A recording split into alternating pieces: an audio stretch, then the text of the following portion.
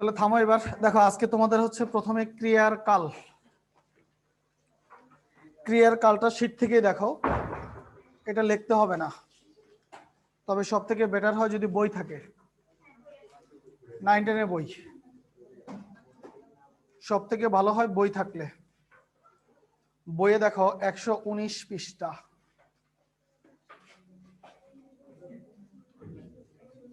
দেখো 119 পৃষ্ঠায় কি আছে?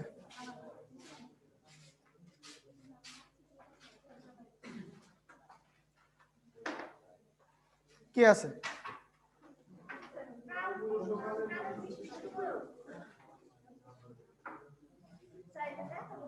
দাও আমার কাছে দাও। আচ্ছা এরকম কেন? বইটা, হ্যাঁ বইটা জাদুঘরে তুলে রেখো, জাদুঘরে তুলে রাখো, ভবিষ্যতে বাচ্চা কাচ্চারা দেখাইতে পারবা। দেখো তোমার মা কি পরিমাণ পড়া পড়ছে। এটা কার? এটা কার ছিল? আচ্ছা ঠিক আছে, ওকে। আছে বই আছে সাথে? কই? আচ্ছা যাদের কাছে বই আছে তারা 120 পৃষ্ঠা বের করো। এই তোমরা যারা অনলাইনে আছো তোমাদের কাছে বই আছে? জি ভাইয়া। জি স্যার আছে। 120 পৃষ্ঠাটা দেখো, 120 পৃষ্ঠা। আচ্ছা দেখো আর কথা বলিও না, আগে একটু শুনে নাও। দেখো এখানে বলা হচ্ছে ক্রিয়ার কাল, কাল মানে হচ্ছে সময়। তাহলে কাল মানে এখানে কি বোঝানো হয়েছে? সময়, অর্থাৎ ক্রিয়াপদ নিষ্পন্ন হওয়ার সময়কে ক্রিয়ার কাল বলা হয়। আমরা জানি কাল হচ্ছে 3 প্রকার। কয় প্রকার? কি কি বলতো? অতীত, বর্তমান, ভবিষ্যৎ। কেন? ইহকাল পরকাল কাল না? ওগুলো তো কাল, কালের অভাব নাই। তারপর হচ্ছে অতীতকাল, বর্তমানকাল, ভবিষ্যৎকাল, এর সঙ্গে ইহকাল, পরকাল, গ্রীষ্মকাল, বর্ষাকাল, শরৎকাল, হেমন্তকাল, শীতকাল ও বসন্তকাল, সবই কাল। কালের শেষ নেই। কিন্তু মূলত আমাদের কাল কয়টা? 3টা, অতীত, বর্তমান আর একটা হচ্ছে। কিন্তু মজার বিষয় হচ্ছে আমাদের যারা ভাষাবিদ, যারা ভাষাবিজ্ঞানী, যারা ব্যাকরণবিদ, ওনারা ভবিষ্যৎ কাল বলে কোনো কাল স্বীকার করতে চান না। ওনারা বলেন যে একটু পরে একটা কাজ হবে, এটার কোনো নিশ্চয়তা নেই। আছে? কোনো নিশ্চয়তা নেই। সুতরাং ভবিষ্যৎ কাল বলে কোনো কাল তার স্বীকার করতে চান না। কিন্তু তবুও আমাদেরকে কাল বলতে হবে 3টাই, একটা অতীতকাল, একটা বর্তমান কাল আর একটা ভবিষ্যৎ কাল। প্রথমে দেখো আমাদের অতীত বর্তমান কালকে 3 ভাগে ভাগ করা হয়েছে। তোমরা ইউসিসি লেকচার শিটে দেখবা এই বর্তমান কালটা 4 প্রকার। যাদের কাছে বই নেই তারা অন্তত তোমাকে শিটটাই দেখো, এটা হচ্ছে 4 প্রকার। তোমাদের শিটে আছে একটা অতিরিক্ত বর্তমান অনুজ্ঞা, যেটা আমাদের বাজারে বই পুস্তকে নেই। বাজারে বই পুস্তকে আছে 3টা, একটা হচ্ছে সাধারণ বর্তমান কাল, আর একটা হচ্ছে ঘটমান বর্তমান কাল, আর একটা হচ্ছে পুরা গঠিত বর্তমান কাল। তাহলে আমরা প্রথমে দেখব সাধারণ বর্তমান কাল, যেটাকে তোমরা প্রেজেন্ট ইনডিফিনিট টেন্স বলে থাকো। এটার নামই হচ্ছে সাধারণ বর্তমান কাল। না, 4 নম্বর কালটা লাগবে না। এটা হচ্ছে ভবিষ্যৎ বর্তমান অনুজ্ঞা, মানে বর্তমান কালে আদেশ, নিষেধ, উপদেশ যেটা বোঝায়, এটাই হচ্ছে তোমার বর্তমান অনুজ্ঞা। আর আমরা এগুলাকে সাধারণত ক্রিয়ার ভাব বলে থাকি না, কাল বলি না। ভাব মানে কি? ভাব মানে হচ্ছে বাক্য দ্বারা তুমি কি বোঝাতে যাচ্ছ, এটাকে আদেশ করতেছো না অনুরোধ করতেছো, এই জন্য এটাকে বলা হয় ভাব। আর কাল মানে হচ্ছে সময়। তাহলে প্রথমে দেখো সাধারণ বর্তমান কাল। যাদের কাছে শীট আছে তারা শীটটাই দেখো, যাদের কাছে বই আছে তারা বই দেখবা, কারণ শীটের থেকে বইতে একটু বেশি দেওয়া আছে এবং ভালোভাবে দেওয়া আছে। একটু নিচে দেখো সাধারণ কালের, সাধারণ বর্তমান কালের বিশিষ্ট ব্যবহার, শীটের একটু নিচে, আর বইতে তো পরের পৃষ্ঠাতেই আছে। সাধারণ বর্তমান কালের বিশিষ্ট ব্যবহার। আমরা জানি এই সাধারণ বর্তমান কাল হচ্ছে 2 রকম, একটা হচ্ছে নিত্যবৃত্ত বর্তমান আর একটা হচ্ছে সাধারণ বর্তমান। নিত্যবৃত্ত বর্তমানটা কি? নিত্যবৃত্ত বর্তমান হচ্ছে, তোমরা প্রেজেন্ট ইনডিফিনিট টেন্সের সংজ্ঞায় পড়ো ইংলিশে, যে নিকটতম ভবিষ্যৎ, তারপর হচ্ছে অভ্যাসগত উৎকর্ষ, চিরন্তন সত্য, এগুলাকে বলা হয় প্রেজেন্ট ইনডিফিনিট টেন্স। কিন্তু বাংলায় এই প্রেজেন্ট ইনডিফিনিট টেন্স মানে সাধারণ বর্তমানকালের ভিতরে এর নাম হচ্ছে নিত্যবৃত্ত বর্তমান। এর মধ্যে 1 নম্বরে বলা হলো স্থায়ী সত্য প্রকাশে। কি প্রকাশে? স্থায়ী সত্য প্রকাশে। যদি স্থায়ী সত্য প্রকাশ পায় তাহলে তার নাম নিত্যবৃত্ত বর্তমান। কি নাম? নিত্যবৃত্ত, নিত্যবৃত্ত বর্তমান, মানে যেটা সব সময় হতে থাকে সেটাকে নিত্যবৃত্ত বর্তমান বলা হয়। যেমন 2 আর 2 এ, 2 আর 2 এ কত হয়? 4 হয়। 3 আর 4 কত হয়? 3 আর 4 7 হয়। তাহলে বলো এটা একেবারে চিরন্তন সত্য কিনা? চিরন্তন সত্য। তাহলে যেটা স্থায়ী সত্য প্রকাশিত হয় মূলত তাকে কি বলা হবে? নিত্যবৃত্ত বর্তমান। শীটে বা বইয়ে যেখানে পাবো সেখানে দাগ দিয়ে রাখো। পরীক্ষায় হুবহু এটা দিয়ে দেয়, পরীক্ষায় হুবহু এটা দিয়ে দেয়। স্থায়ী সত্য প্রকাশে কোন কাল বোঝায়? কোন কাল বোঝায়? নিত্যবৃত্ত বর্তমান। তাহলে বলো তো ম্যান ইজ মর্টাল, মানুষ মাত্রই ভুল করে, এটা কি হবে? ম্যান ইজ মর্টাল, মানুষ মাত্র ভুল করে না, তাহলে মরণশীল। আচ্ছা মরণশীল। তাহলে ম্যান ইজ মর্টাল, মানুষ মরণশীল, সত্য না মিথ্যা? সত্য। স্থায়ী সত্য নাকি কিছুক্ষণের জন্য সত্য? স্থায়ী সত্য বোঝালে এটা দ্বারাও কি বোঝানো হবে? নিত্যবৃত্ত বর্তমান। সূর্য পশ্চিম দিকে ওঠে নাকি ওঠে না? পশ্চিম দিকে ওঠে। সূর্য পূর্ব দিকে ওঠে, তাহলে এটা চিরন্তন সত্য কিনা? পৃথিবী গোল কমলা লেবুর মতো, চিরন্তন সত্য কিনা? না ডিমের মতো গোল? কমলা লেবুর মতো গোল। তাহলে চিরন্তন সত্য। সূর্য পশ্চিম আকাশে অস্ত যায়, এটাও কি চিরন্তন? তাহলে যা দ্বারা চিরন্তন সত্য বোঝাবে, স্থায়ী সত্য বোঝাবে, মানে এটা এখন সত্য একটু পরে মিথ্যা হবে এমনটা নয়, ওই জাতীয় বাক্যকে আমরা বলবো নিত্যবৃত্ত বর্তমান। তোমাদের শীটেও আছে, তোমাদের বইয়েও আছে। দেখো কাব্যের ভণিতায় যদি কোনো কিছু ব্যবহার করা হয়, যেমন মহাভারতের কথা অমৃত সমান, কাশিরাম দাস বনে শুনে পুণ্যবান, এটা কি কবিতায় বলা হলো না? তার মানে তুমি কবিতায় যা বলবা, কবিতার আকারে যা বলবা। যেমন আমরা যদি তাহলে বিশ্বকবি রবীন্দ্রনাথ ঠাকুরের কবিতা বলি, গগনে গরজে মেঘ ঘন বর্ষা, কুলে একা বসে আছি নাহি ভরসা, নিত্যবৃত্ত বর্তমান। যদি কাজী নজরুলের ওই সাম্যবাদী কবিতার শেষ লাইনটা বলো, মিথ্যা শুনিনি ভাই এই হৃদয়ের থেকে বড় কোনো মন্দির কাবা নাই, তাহলে এটাকেও কি বলা হবে? নিত্যবৃত্ত বর্তমান, কারণ এগুলোর কোনো পরিবর্তন নেই। এরপর দেখো তোমার শীটেও আছে, তোমার বইতেও দেওয়া আছে, সেটা হচ্ছে যদি যখন যেন। যদি যখন যেন, যদি এই কয়েকটা শব্দ উল্লেখ করা থাকে তাহলে অতীতকালের বাক্যেও কি হয়? বর্তমান কাল, মানে নিত্যবৃত্ত বর্তমান কাল বোঝায়। যেমন সকলেই যেন সবাই হাজির থাকে। আচ্ছা সকলেই যেন সবাই হাজির থাকে, এটা কি কি এখন না ভবিষ্যতে? ভবিষ্যতে না? কিন্তু এখানে একটা শব্দ যোগ করা হয়েছে, সকলেই যেন। ওই যেন থাকার কারণে এই ভবিষ্যৎটার ভবিষ্যৎ হবে না, কি হবে? বৃত্ত বর্তমান। আবার দেখো বলা হলো যদি তুমি আসো তবে ভালোই মজা হবে, এই যে যদি শব্দটা উল্লেখ করা আছে না, তাহলে যদি থাকার কারণে এটাও কি হয়ে যাবে? নিত্যবৃত্ত বর্তমান। আবার একটা ঐতিহাসিক সত্য বোঝাতে, কি বোঝাতে? দেখো ঐতিহাসিক সত্যটা তোমার শীটে নেই কিন্তু বইতে আছে। বাবরের মৃত্যুর পর হুমায়ুন সিংহাসনে, সেটা আছে? আচ্ছা থাকলে তো ভালোই। ঐতিহাসিক সত্য বোঝালে যেমন বাবরের মৃত্যুর পর হুমায়ুন সিংহাসনে বসেন, হুমায়ুন কার ছেলে? হুমায়ুন কার ছেলে? হুমায়ুন বাবরের ছেলে। একটা মিনিট, একটা মিনিট। হ্যাঁ মেয়া ভাই, বাইরে ফোন দিছিল, কথা হয়েছিল?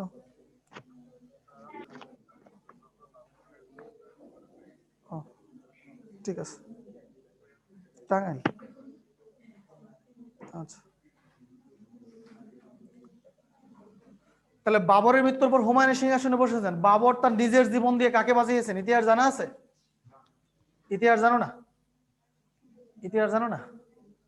হুমায়ুন অনেক আগে জানতো, এখন জানো না, বলে গেছে। জানি। নিজের নাম মনে আছে? কি নাম তোমার? এটা বলো নাই কেন? এটা বলে যে তো এইটাও তো মানুষ ছোটবেলা থেকেই শুনেছে যে বাবর তার নিজের জীবন দিয়ে তার ছেলে হুমায়ুনকে বাঁচিয়ে গিয়েছেন। অসুস্থ ছিল হুমায়ুন, বাবর তার নিজের জীবনের বিনিময়ে মানে স্রষ্টার কাছে প্রার্থনা করেছিল যে আমাকে তুমি তুলে নাও, ছেলেকে বাঁচিয়ে যাও, তখনই যে হুমায়ুন বেঁচে গেল। হুমায়ুন তার বাবার বিয়ে করার সম্ভবত 5 নম্বর বউয়ের সন্তান ছিল আর কি, মানে বাবরের বউ ছিল 5 থেকে 6টা, 5 থেকে 6টা, তার ঘরে সন্তান হচ্ছে হুমায়ুন। আর হুমায়ুন আল্লাহর রহমতে বিয়ে কম করেছিল না, 7টা। এই 7 নম্বর ঘরের বউয়ের ঘরে জন্ম হচ্ছে সম্রাট আকবরের। আকবরের নাম শোনো নাই? মোগল সম্রাট আকবর যে তাজমহল করেছে, ওই আকবর ছিল হুমায়ুনের বিয়ে করা 7 নম্বর বউয়ের সন্তান। 7 নম্বর বউয়ের। যাই হোক, 4টা বিয়ে করা কি সুন্নত তাই না, না ফরজ? 4টা ফরজ না সুন্নত? 4টা সুন্নাত, তাহলে বাকিগুলো তাহলে নফল, বাকিগুলো নফল না। যাই হোক, তাহলে এটা হচ্ছে ঐতিহাসিক সত্য। ঐতিহাসিক সত্য যদি বোঝায় তাহলে সেটাকেও কি বলা হবে? নিত্যবিত্ত বর্তমান। দেখো তাহলে আমরা যদি আজকে বলি যে সিরাজউদ্দৌলার পতনের মধ্য দিয়ে বাংলা পরাজিত হয়, এটা ঐতিহাসিক সত্য কিনা? 1971 সালে আমরা স্বাধীনতা লাভ করেছি, ঐতিহাসিক সত্য কিনা? তাহলে ঐতিহাসিক সত্য যা বোঝাবে সেগুলোই কি হবে? নিত্যবিত্ত বর্তমান কাল। এই হচ্ছে আমাদের নিত্যবিত্ত বর্তমান কালের বিশিষ্ট প্রয়োগ। এখন দেখো সাধারণ বর্তমান কালের প্রয়োগ, সিটে আছে আগে, বই আছে পরে। সাধারণ বর্তমান কালের প্রয়োগ প্রথমে বলা হলো, যদি কোনো কবির উক্তি আমরা সরাসরি তুলে দেই, কার উক্তি? কবির উক্তি, প্রাচীন লেখকের উদ্ধৃতি যদি দাও তাহলে সেটা সাধারণ বর্তমান কালে হবে। যেমন চণ্ডীদাস বলেছেন, শোনো মানুষ ভাই, সবার উপরে টাকা সত্য তাহার উপরে নাই। সত্য না মিথ্যা? আজকে বেঁচে থাকলে টাকার কথাই বলতেন, ওই সময় মানুষ সত্য ছিল। আজকে টাকা সত্য, আজকে টাকা আছে তোমার সব আছে, টাকা নাই তোমার কিচ্ছু নাই। এখন বর্তমানে মানুষজন বলে টাকা নাকি দ্বিতীয় গড, নাউজুবিল্লাহ, তাই না? এটা মিথ্যা কথা। টাকার কোনো ক্ষমতা নেই, আছে? কোনো ক্ষমতা নেই, কিন্তু হ্যাঁ টাকার একটা ভ্যালু আছেই, আছে কিনা? আজকে তোমার টাকা আছে, তোমার অনেক কিছুই আছে, টাকা নেই তোমার কিচ্ছু নেই। যাই হোক, তাহলে দেখো আমরা যদি বলি এটা কার উক্তি? কবি চণ্ডীদাসের উক্তি, শোনো মানুষ ভাই, সবার উপরে মানুষ সত্য তাহার উপরে নাই। এবার তুমি চণ্ডীদাসের উক্তি বাদ দিয়ে দিলা, বাদে যদি জ্ঞানদাসের উক্তি দাও, জ্ঞানদাসের উক্তি জানা আছে নাকি? জানো না? সুখের লাগিয়ে এগর বাদিনু অনলে পুরিয়া গেল, রূপ লাগি আখি জুড়ে গুণে মন ভোর, প্রতি অঙ্গ লাগি কান্দে প্রতি অঙ্গ মোর। তাহলে এটা ফার্স্ট লেকচারে পড়া ছিল সেটাই। তাহলে এটা কার উক্তি ছিল? জ্ঞানদাসের। তাহলে প্রাচীন যে কোনো লেখকের উদ্ধৃতি তুমি যদি দাও, ধরো তুমি একটা চর্যাপদের কবির উক্তি দিলা, চর্যাপদের কবি লুইপা বললেন, কা আ তোর বড় পাঞ্চবি ডাল চঞ্চল চিও পৈঠা কাল, তাহলে এটাও কি হবে? সাধারণ বর্তমান কাল। সাধারণ বর্তমান কাল। দেখো সাধারণ বর্তমান কালের উদ্ধৃতিতে আরেকটা বলা হয়েছে, বর্ণনীয় বিষয় যদি তুমি নিজের চোখে দেখে থাকো, অর্থাৎ তুমি যা বর্ণনা দিচ্ছ সেটা অতীতকালের ঘটনা, কিন্তু তুমি বর্ণনা দিচ্ছ কবে? আজকে। অতীতকালের কোনো বিষয় আজকে বর্ণনা দেওয়ার সময় যদি তোমার নিজের চোখে দেখা থাকে তাহলেও সেটা সাধারণ বর্তমান কাল হয়। কিভাবে হয়? যেমন আমরা যদি বলি, আমি দেখেছি বাচ্চাটি রোজ রাতে কাঁদে। কবে কাঁদে? রোজ রাতে। আজকে কাঁদে না প্রতিদিনই কাঁদে? প্রতিদিনই কাঁদে। তুমি দেখেছো, তার মানে দেখার কাজটা কি আগে করেছো না? দেখার কাজটা আগেই করেছো, কিন্তু তুমি বর্ণনাটা আজকে দিচ্ছ, যার কারণে এটার নাম সাধারণ বর্তমান কাল। তোমার সাধারণ বর্তমান কালে দেখো আরেকটা জিনিস বলা হলো যে নেই নাই নি, নেই নাই নি, এগুলো যদি অতীত কালের বাক্যে ব্যবহার করা হয় তাহলেও সেটা সাধারণ বর্তমান কাল হয়। এই লাইনটা পরীক্ষায় একাধিকবার আসছে। গতকাল বাবা হাটে যাননি, পাইছো? গতকাল বাবা হাটে যাননি, এটা একাধিকবার আসছে। ভবিষ্যতেও যদি এখান থেকে প্রশ্ন আসে এই উক্তিটা দিয়ে দেয়। তাহলে গতকাল বাবা হাটে যাননি, গতকাল সময় উল্লেখ করা আছে না? বর্তমান কাল না অতীতকাল? অতীতকাল। তাহলে অতীতকালের বাক্যেও এই নাই নি নি থাকার কারণে এটা কি হয়ে গেল? সাধারণ বর্তমান কাল হয়ে গেল। তাহলে এই কয়েকটা ব্যবহার সাধারণ বর্তমান কালে মনে রাখলেই হবে। এরপর দেখো পুরা গঠিত বর্তমান কাল। পুরা গঠিত বর্তমানে কি বলা হলো? সংজ্ঞাটাই কি বললেন? সরি, ঘটমান বর্তমানে সংজ্ঞায় কি বললেন? বলেন যে ক্রিয়ার কাজ এখনো শেষ হয়নি, মানে কি? চলছে। যে ক্রিয়ার কাজ এখনো শেষ হয়নি, চলছে বোঝায়, তাকে কি বলা হয়? ঘটমান বর্তমান। আচ্ছা, এই যে আমরা এখন ক্লাস করতেছি, আমাদের ক্লাসটা কি শেষ হয়েছে? তাহলে এটা কি চলমান না? বৃষ্টি হচ্ছে, বৃষ্টি কি শেষ হয়েছে? বৃষ্টি চলতেছে। তাহলে চলতেছে এরকম কিছু বোঝালে তার নামে কি বোঝানো হয়? ঘটমান বর্তমান কাল। দেখো ঘটমান বর্তমান কালের বিশিষ্ট প্রয়োগে কবি কি বললেন? বললেন বক্তার বক্তব্য যদি হুবহু তুলে ধরো তাহলে সেটা ঘটমান বর্তমান কাল বোঝায়। বক্তার বক্তব্য হুবহু যদি তুলে ধরো, যেমন বক্তা বলছেন যে ঘরে ঘরে আজ আগুন জ্বলছে, ঘরে ঘরে নাকি আগুন জ্বলছে, যদিও জ্বলে না, কিন্তু বক্তা বলেছে, সুতরাং কাজটা চলমান, কাজটা চলমান, এর নামই হচ্ছে ঘটমান বর্তমান। আবার ভবিষ্যৎ সম্ভাবনায় যদি ভবিষ্যৎ সম্ভাবনা এরকম কিছু বোঝায় তাহলেও সেটা ঘটমান বর্তমান বলা হয়। যেমন চিন্তা করো না কালই আসছি, মানে এটা ভবিষ্যৎ সম্ভাবনা, তুমি আসতেও পারো নাও আসতে পারো, কিন্তু একটা সান্ত্বনা দিলা, চিন্তা করিও না কালই আসছি। ওই যে মনির খান একটা গান আছে না, চিঠি লিখেছে বউ আমার ভাঙ্গা ভাঙ্গা হাতে, শুনেছো? মানে বউরা চিঠি দিচ্ছে, ওগো আসো না কে রে, সারাদিন তাকায় থাকতে চোখ দুটি খুয়ে গেল যে, তাও আসো না, রেল স্টেশনে আসি তবু তুমি আসো না, কই আসবা ঠিকই, যেদিন দেখবা আমি আর নাই দুনিয়াতে। এবার বউরে সান্ত্বনা দিচ্ছে, চিন্তা করিও না, এই তো কালই আসছি, এই কাল কবে সেটার বললা না, তাহলে এটা ভবিষ্যৎ সম্ভাবনা। ভবিষ্যৎ সম্ভাবনা এরকম কিছু বোঝালে তার নাম হচ্ছে ঘটমান বর্তমান কাল।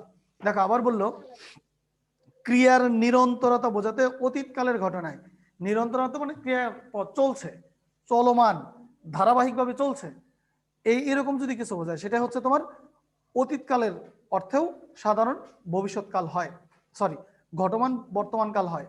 যেমন ছেলেটি অনবরত ডাকছে তথাপি কেউ এলো না, ছেলেটি অনবরত কাঁদছে তথাপি মা তাকে দুধ দিল না।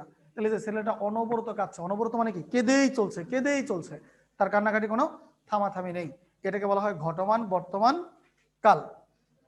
এরপর দেখো পুরা গঠিত বর্তমান কি, যে ক্রিয়ার কাজ অল্পক্ষণ আগে শেষ হয়েছে কিন্তু ফল এখনো বিদ্যমান, ফল এখনো বিদ্যমান, তাকে বলা হয় কি পুরা গঠিত বর্তমান কাল। এবার মজার বিষয় হচ্ছে এই পুরা গঠিত বর্তমান কালের ব্যবহার তোমার সেটা নেই, বইটায় আছে, একটু দাও, এটা তুমি বইটাতে পাবা বাট তোমার সেটা নেই। দেখো আচ্ছা, এটার কোনো উদাহরণ আছে মাত্র দুইটা। আমি পরীক্ষায় উত্তীর্ণ হয়েছি, এই যে এবার তোমরা পরীক্ষায় উত্তীর্ণ হয়েছো পরীক্ষা স্যার না দিয়ে।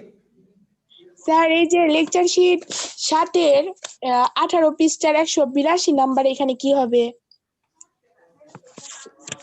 লেকচার শিট 7-এর 18 পেজের 182 নাম্বার।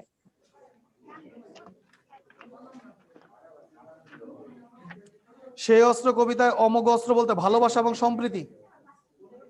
আর ক স্যার নম্বর? এইখানে আবার 20 পৃষ্ঠায় আবার অমুক শব্দের অর্থ অব্যর্থ আর সার্থক। কি কি? 20 পৃষ্ঠায় দেখেন অমুক শব্দের অর্থ লেখা অব্যর্থ সার্থক। দিয়ে বুঝাচ্ছে আর একটা শব্দের অর্থ দুটো ভিন্ন। আমি পাচ্ছি না। স্যার এই যে 20 পাতায় 20 পেজে সেই অস্ত্র একদম কবিতায়, শেষে। হ্যাঁ অমোঘ অর্থ, ও আচ্ছা, অব্যর্থক স্বার্থ অবসাম্বিক, এই অমোঘ শব্দের অর্থ হচ্ছে এইটা, এটা হচ্ছে আক্ষরিক অর্থ, আর কবিতায় যেটা ব্যবহৃত হয় সেটা ভাবার্থ। আচ্ছা স্যার ঠিক আছে, ধন্যবাদ। ওকে, তাহলে দেখো এই পুরা গঠিত বর্তমানকালে বললো আমি এবার পরীক্ষা উত্তীর্ণ হয়েছি, এই যে তোমরা এবার পরীক্ষা উত্তীর্ণ হয়েছো পরীক্ষা না দিয়ে, তাই না, অটো পাস। আচ্ছা তাহলে তোমরা এই বছর এইচএসসি পরীক্ষায় উত্তীর্ণ হয়েছো, আচ্ছা রেজাল্টটা হয়ে গেছে ধরো, এই ফল কি শেষ হয়েছে? এই ফল আগামী কয় বছর পর্যন্ত থাকবে? 4 বছর। তুমি অনার্স পাস দেওয়ার আগ পর্যন্ত তুমি কি পাস? Intermediate pass. তাহলে এই যে তুমি পরীক্ষায় উত্তীর্ণ হয়েছো এই কথা বলবা আগামী কয় বছর? 4 বছর। তাহলে এই কাজটাই পুরা গঠিত বর্তমান, 4 বছর যাবত খালি চলতেই থাকবে। এরপর দেখো অতীতকাল, অতীতকাল মানে হচ্ছে যে কাজ কিছুক্ষণ আগেই শেষ হয়ে গিয়েছে। আমরা একটু আগে যে কথা বলেছি ওইটাই কি অতীত, অতীত না, মুখ থেকে যেটা বের হয়ে যায়, বের হওয়ার পরে ওটা কি হয়ে যায়? অতীত হয়ে যায়। তাহলে এই অতীতকালও 3 রকম, এর মধ্যে সাধারণ অতীতকালে ব্যবহার পরীক্ষায় আসে। একটা হচ্ছে পুরা গঠিত বর্তমান স্থলে হুবহু এই বাক্যটা তুলে দেওয়া হবে, তুমি কিছু বুঝতে পারো আর না পারো শুধু বাক্যটা মনে রেখো, আমি এক্ষণে জানলাম কুসুমে কীট আছে, পুরা গঠিত বর্তমান স্থলে, পেয়েছো কিনা? পুরা গঠিত বর্তমান স্থলে আমি এক্ষণে জানলাম কুসুমে কীট আছে, কুসুমে মানে ফুলে, ফুলে কি আছে? পোকা আছে। তুমি জানলা কখন? এখন। তাহলে জানার কাজটা শেষ করেছে এখন, কিন্তু ফুলে যে পোকা আছে এটা কি এখন আছে না আগে থেকেই আছে? আগে থেকেই আছে। তাহলে আগে থেকেই থাকে, এখনো আছে, এই জাতীয় বাক্যকে বলা হয় সাধারণ অতীতকাল। বিশেষ ইচ্ছা, বিশেষ ইচ্ছা প্রকাশে তোমরা যা খুশি করো, আমি চললাম, আমি গেলাম, এই যে বিশেষ ইচ্ছা প্রকাশ করেছো এটাও সাধারণ অতীতকাল। এরপর দেখো নিত্যবৃত্ত অতীত, নিত্যবৃত্ত অতীত মানে হচ্ছে অতীতকালে যে কাজ নিয়মিত হতো বাট এখন হয়তো হয় না। যদি আমরা বলি মা প্রতিদিন সকালে কোরআন পড়তেন, তাহলে যে মা প্রতিদিন সকালে কোরআন পড়তেন এটা আগে করতো না, এখন কি করে? এখন করে না, তাহলে আগে হতো, যার কারণে এটার নাম নিত্যবৃত্ত অতীত। তাহলে প্রয়োগে দেখো কামনা প্রকাশে, কি প্রকাশে?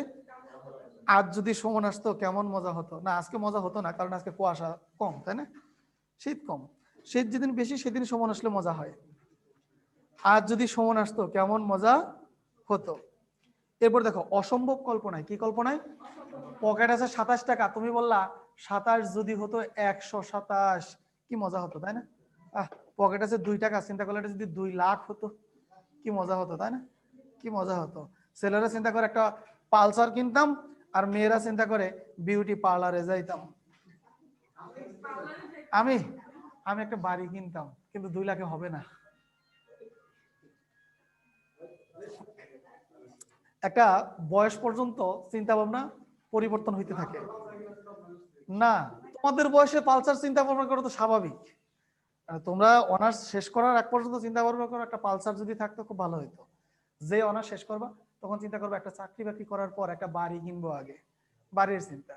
তা আমার এখন বাড়ির চিন্তা, আর মেয়েদের চিন্তা হলো বিউটি পার্লারে যাব, তাই না? যাবা না? শিওর না? বুঝবো কি করে? টাকা থাকলে না বুঝতাম। একজনে বলে আমার ছেলে মিষ্টি খায় না, আরেকজন বলে কি ব্যাপার, মিষ্টি এত ভালো জিনিস তোমার ছেলে খায় না কেন? খাবে যে, পাবে কোথায়? খাবে যে, পাবে কোথায়? ওইরকম আর কি। এরপর দেখো সম্ভাবনা প্রকাশে, তুমি যদি যেতে ভালোই হতো, নাও তো হতে পারতো, কিন্তু এটা সম্ভাবনা। তাহলে সম্ভাবনা বুঝালে, তারপর হচ্ছে অসম্ভব কল্পনা বুঝালে, এগুলাকে বলা হয় নিত্য বৃত্ত অতীতকাল। দেখো ঘটমান অতীত, অতীতকালে যে কাজ চলছিল এবং সে সময়ে মানে অতীতের কোনো কাজ চলছিল সেটা যদি বিবরণ দিতে থাকো তাহলে তার নামই হচ্ছে ঘটমান অতীত কাল। যেমন কাল সন্ধ্যায় বৃষ্টি পড়ছিল, বৃষ্টি পড়ছিল কখন পড়ছিল? গতকাল সন্ধ্যায়। তার মানে এটা এখন না, ওই সময়ে চলমান ছিল, যার কারণে এটা হচ্ছে ঘটমান অতীত কাল। আবার বললো বাবা আমাদের পড়াশোনা দেখছিলেন, তার মানে হয়তো আগে বাবা কি করতেছিল? পড়াশোনাটা দেখতেছিল, যার কারণে এটার নাম হচ্ছে ঘটমান অতীতকাল। আর একটাও তোমার পরীক্ষার জন্য গুরুত্বপূর্ণ নয়, তবে সাধারণ ভবিষ্যৎকালটা আমরা একটু দেখতে পারি। দেখো সাধারণ ভবিষ্যৎকাল পরীক্ষা এটা আক্ষেপ প্রকাশে অতীতের স্থলে ভবিষ্যৎকাল হয়, আক্ষেপ প্রকাশ করতে অতীতকালের স্থলে কি হয়? ভবিষ্যৎকাল হয়। কে জানতো আমার ভাগ্য এমন হবে? আচ্ছা বলো তো, এই হতাশাজনক এই বাক্যটা আমরা এর আগেও 2-3 বার জায়গায় পড়েছি। কোথায় পড়েছি বলতে পারবা? অনন্যই অব্যয় পড়েছি একবার, হায় এই ছিল আমার কপালে, পড়েছি না অনন্যই অব্যয়, হতাশাজনক বাক্য। আবার এখানেও সেই হতাশাজনক আক্ষেপ, কে জানতো আমার ভাগ্য এমন হবে। আবার সেদিন কি জানতো ইউরোপের আবার মহাযুদ্ধের বেরি বাজবে, মানে ইউরোপে আবার মহাযুদ্ধ হবে, এটা কে জানতো? জানলে কি আর ইউরোপে যাইতাম? তাহলে এটা হচ্ছে সাধারণ ভবিষ্যৎকালের বিশিষ্ট প্রয়োগ। এই কাল থেকে আর কিছুই পড়া লাগবে না, ধরো কাল শেষ। এবার খাতা কলম রেডি করো, এবার খাতা কলম রেডি। ও আচ্ছা, আপনি এই বই নিয়ে আসেন আজকে।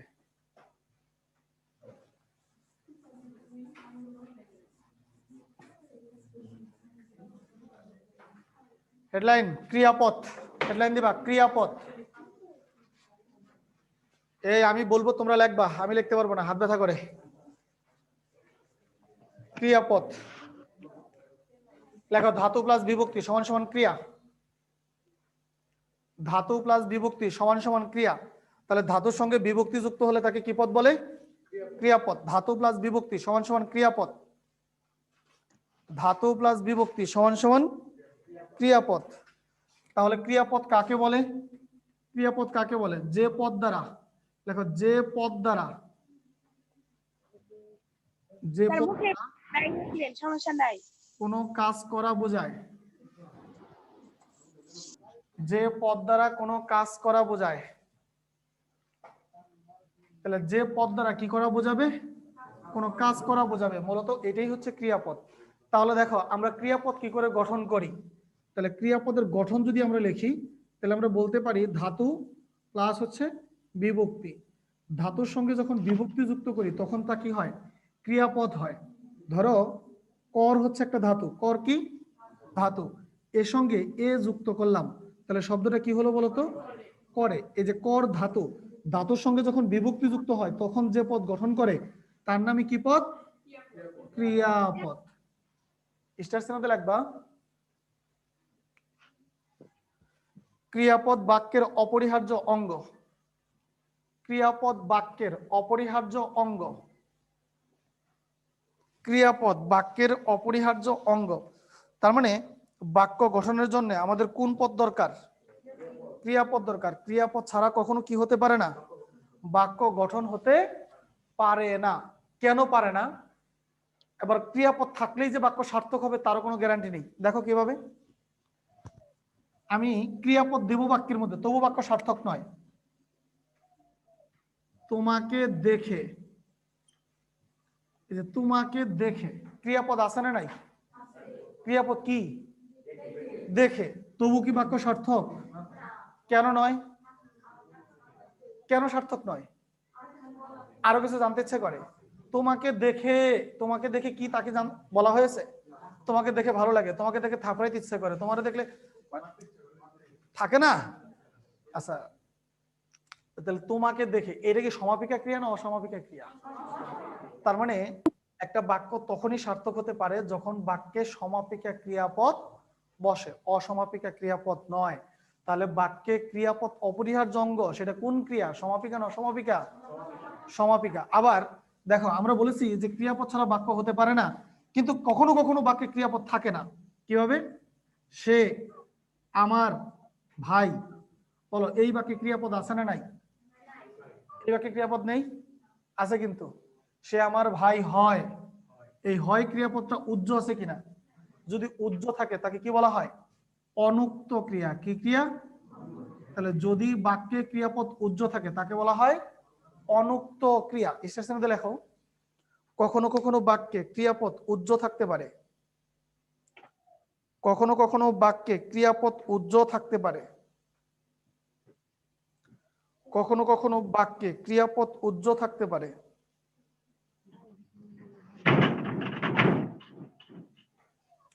কখনো কখনো বাক্যে ক্রিয়াপদ উজ্জ থাকতে পারে।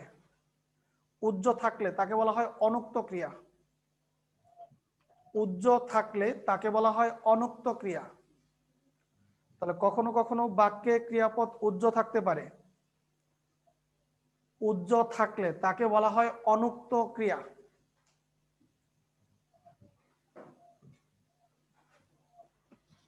উজ্জ থাকলে তাকে কি ক্রিয়া বলে? অনুক্ত ক্রিয়া। অনুক্ত মানে হচ্ছে যা বলা হয় না, তাকেই অনুক্ত ক্রিয়া বলে। লেখো, ভাব প্রকাশের দিক থেকে ক্রিয়াপদ দুই প্রকার।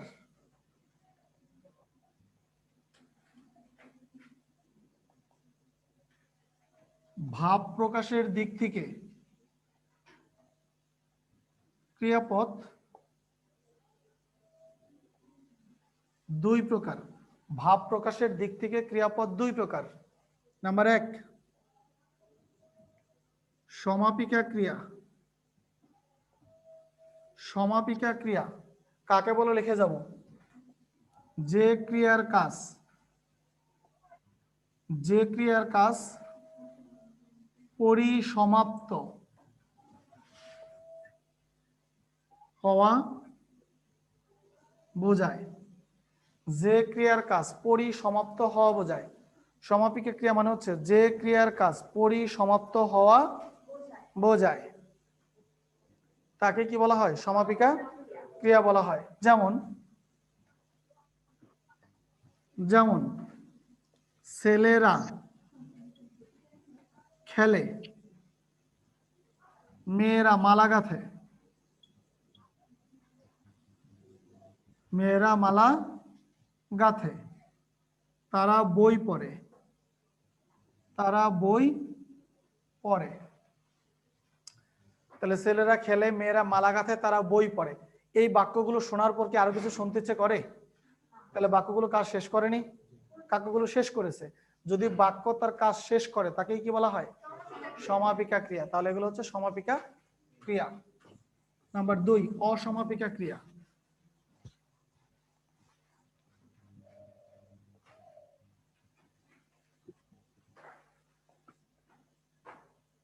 অসমাপিকা ক্রিয়া, যে ক্রিয়ার কাজ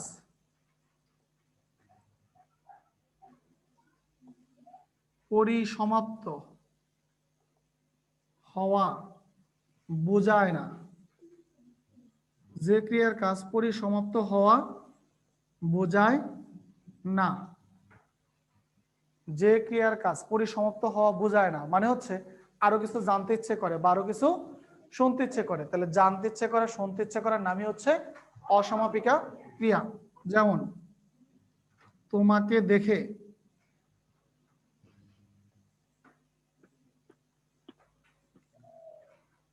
দেখে কি বলা হলো না, ঘটনাটা শুনে কি তার বলা হলো না, তুমি এলে কি হবে বলা হয়নি, প্রভাতে সূর্য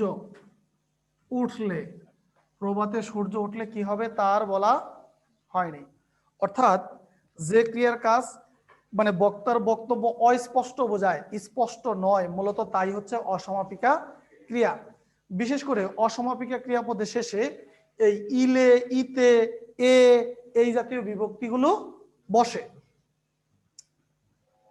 এবার লেখো, কর্মের দিক থেকে ক্রিয়াপদ কয়েক প্রকার। কর্মের দিক থেকে ক্রিয়াপদ কয়েক প্রকার। কর্মের দিক থেকে ক্রিয়াপদ কয়েক প্রকার। তাহলে কিসের দিক থেকে?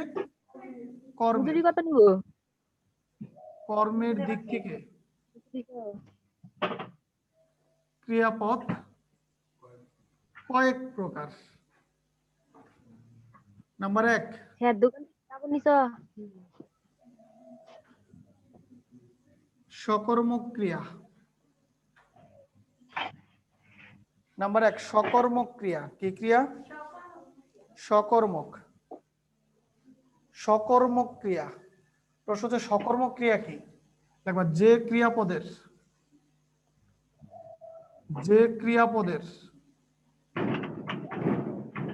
কর্মপদ পাওয়া যায়, যে ক্রিয়াপদের কর্মপদ পাওয়া যায় বা কর্মপদ থাকে বা যে ক্রিয়াপদের কর্মপদ আছে তাকেই মূলত কি বলা হয়? সকর্মক ক্রিয়া বলা হয়। কিভাবে? যা আবার প্রশ্ন হচ্ছে যে আবার কর্মপদ জিনিসটা কি? তাহলে আমরা কর্মপদটা একটু লিখে নিই। লিখবো কর্মপদ। ক্রিয়াপদকে কি এবং কাকে দ্বারা, ক্রিয়াপদকে কি এবং কাকে দ্বারা প্রশ্ন করলে যে উত্তর পাওয়া যায়। তাহলে ক্রিয়াপদকে কি এবং কাকে দ্বারা প্রশ্ন করলে যে উত্তর পাওয়া যায় মূলত তার নামে হচ্ছে কর্মপদ। তাহলে ক্রিয়াপদকে কি এবং কাকে দ্বারা প্রশ্ন করলে যে উত্তর পাওয়া যায় তাই হচ্ছে কর্মপদ। যেমন যেমন সে ফুল দিয়েছে, কারণ ভালোবাসে, ফুল তো দেবেই, তাই না? দেবে না? ভালোবাসলে তো ফুল দেয়, নাকি অন্য কোনো কারণে ফুল দেয়? ফুলকে অন্য কোনো কারণে দেয়? এমনিও দেয়। এমনিও দেয়। এমনি দিছিলা?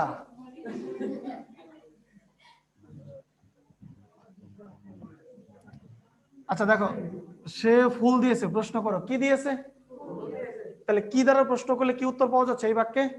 তাহলে এই ফুল কর্মপদ কিনা? তাহলে যে বাক্যে কর্মপদ পাওয়া যায় মূলত সেটাই কি? সকর্মক ক্রিয়া। বলো এই বাক্যের ক্রিয়াপদ কোনটা? দিয়েছে। এটা হচ্ছে ক্রিয়াপদ। তাহলে এই ক্রিয়াপদের কর্মপদ আছে না নাই? তাহলে যে ক্রিয়াপদের কর্মপদ থাকে মূলত তাকে কি বলা হয়? এই জন্য এটা হচ্ছে সকর্মক ক্রিয়া। আবার দেখো, সে বই পড়ে, প্রশ্ন করো সে কি পড়ে? তাহলে বই পড়ে। সে এই বইটা কোন পদ আর পরেটা কোন পদ? তাহলে এই ক্রিয়াপদের কর্মপদ আছে না নাই? সুতরাং এটা কোন কর্মক্রিয়া? আচ্ছা, ডাক্তার ডাকো, কাকে ডাকো? ডাক্তার ডাকো, কাকে ডাকো? তাহলে ডাক্তার কোন পদ? কর্মপদ। আর ডাকোটা ক্রিয়াপদ। তাহলে এটাও কোন কর্ম? সকর্মক ক্রিয়া। ক্রিয়া সকর্মক। নাম্বার 2, অকর্মক ক্রিয়া।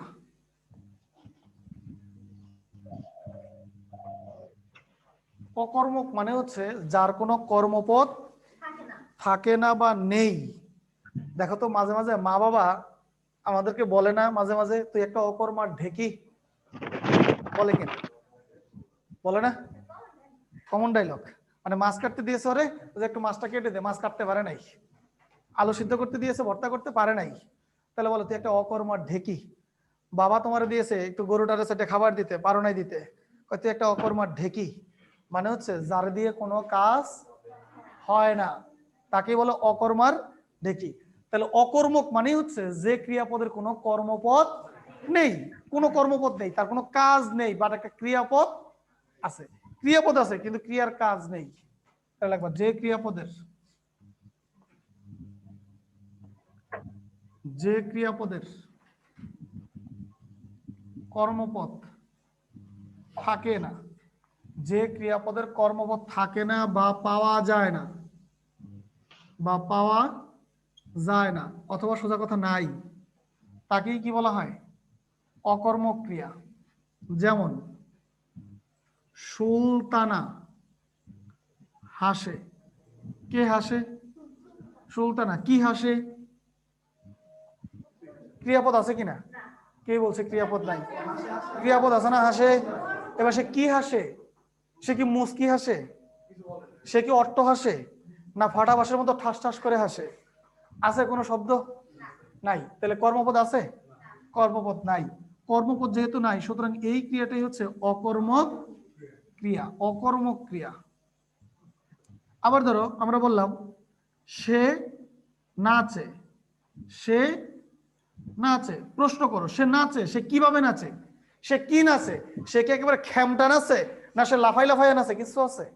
নাই, কিচ্ছু নাই। তাহলে এটা একটা অকর্মক ক্রিয়া। সে খায়, সে কি খায়? বলা আছে ভাত খায়? সে ভাত খায় না গাঁজা খায় না কিছু খায়? বলা আছে? কিছু বলা নেই। তাহলে এটা হচ্ছে অকর্মক ক্রিয়া। সে যায়, সে কিভাবে যায়?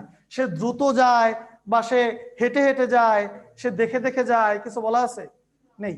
তাহলে শুধু কর্তার পর একটা ক্রিয়াপদ বসালে ওই বাক্যে কোনো কর্মপদ থাকে না, আর সেই ওই বাক্যগুলি হচ্ছে অকর্মক ক্রিয়া। নাম্বার 3, স্যার করে নাও। বিকর্মক ক্রিয়া। বিকর্মক ক্রিয়া দেখো, যে ক্রিয়ার দুটি কর্মপদ পাওয়া যায়,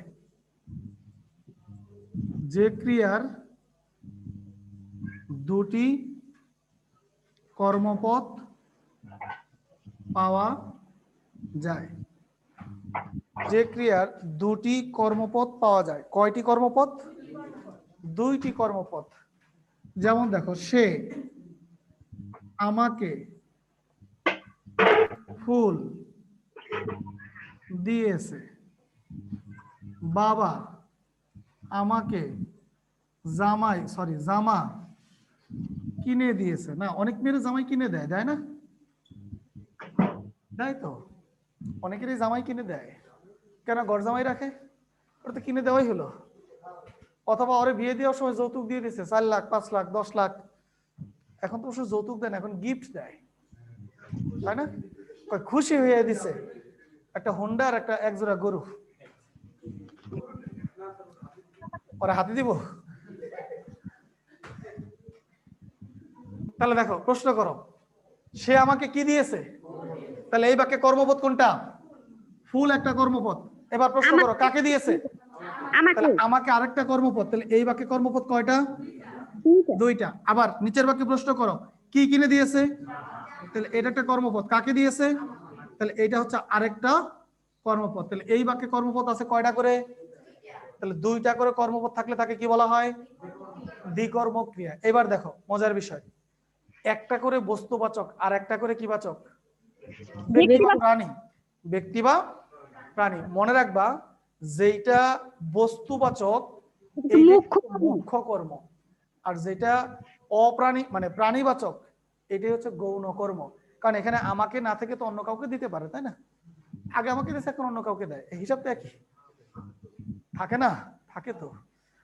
কাজী নজরুল অনেকগুলো প্রেম করতো, 27-28টা ধরো হবে, সব মিলে 27-28টা, কমই তো। কাজী নজরুল এখনকার দিনে যে বেঁচে থাকলে অভাব থাকতো না, যাই হোক, ওই সময় তো ফেসবুক ছিল না। যাই হোক, তো একজন ধরো প্রশ্ন করলো যে এই তুমি এত প্রেম করো কেন? নজরুলের মতো জ্ঞানী হলে জবাব দিতে কি জানো? যাই মিয়া, আমি যেটা করি, ধরেন আই লাভ ইউ, এই তো ইউ তো প্রোনাউন, প্রোনাউন না? ভার্ব এই পাকে কোনটা? এইটা। কয় ভার্ব তো ঠিকই আছে, খালি প্রোনাউন চেঞ্জ হয়েছে। প্রোনাউন তো চেঞ্জ হইতেই পারে, পারে না? প্রোনাউন তো চেঞ্জ হইতেই পারে, তাহলে আমাকে এটা তো চেঞ্জ হইতেই পারে, পারে না? এই জন্যে আমাকে প্রধান নয়, প্রধান কি? বস্তুটা যা দিচ্ছে ওইটা প্রধান, ওইটার কোনো পরিবর্তন নাই। ফুল আমাকে দিয়েছে, এবার আমাকে না দিয়ে তোমাকে হবে, না দিয়ে রহিম হবে, করিম হবে, যদু হবে, কদ্দুস হবে, হতে পারে না? ওকে, তাহলে এইটার নিচে দাগ দেওয়া লাগবে, এটা হচ্ছে মুখ্য কর্ম। এটা হচ্ছে মুখ্য একটু মিউট করেন। কর্ম, মুখ্য কর্ম। এটা হচ্ছে গৌণ কর্ম। এটা হচ্ছে মুখ্য কর্ম, এটা হচ্ছে গৌণ কর্ম।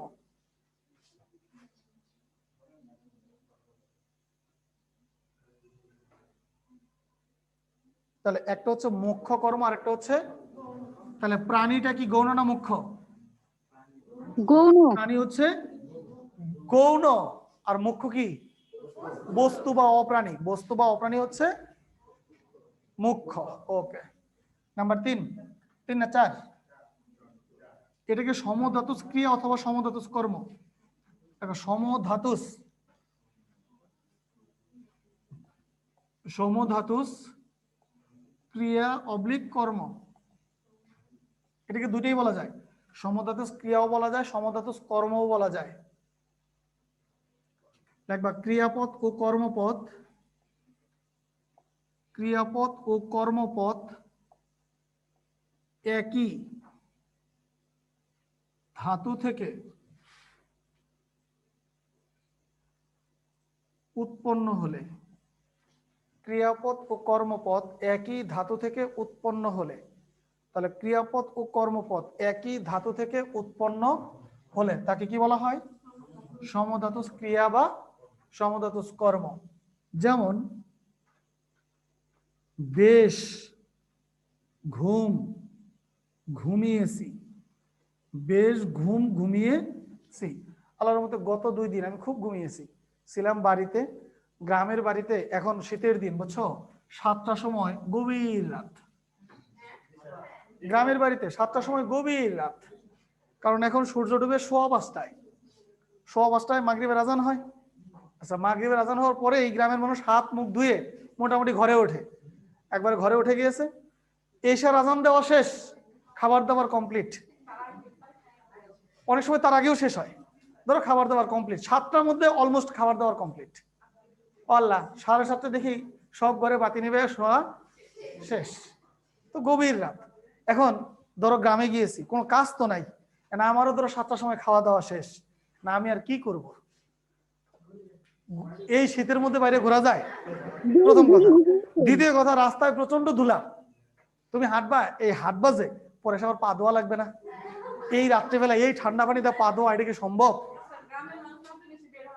না, টোটাল নিস্তব্ধ, সমগ্র মানে চারপাশ নিস্তব্ধ। এই 7টার সময় মনে হচ্ছে রাত্রি 11টা বাজে, ঘড়ির দিকে তাকাই দেখি 7টা বাজে। আল্লাহ, এত তাড়াতাড়ি শুইলে কি হবে?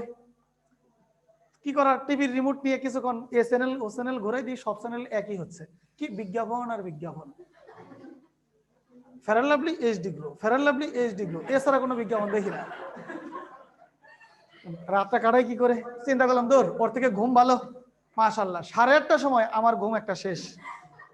কিছুক্ষণ পরে ঘুম ভাঙছে, চিন্তা করলাম ভোর হয়ে গেছে, ঘড়ির দিকে তাকাই দেখি রাত্রে 12:30 বাজে, 12:30 বাজে।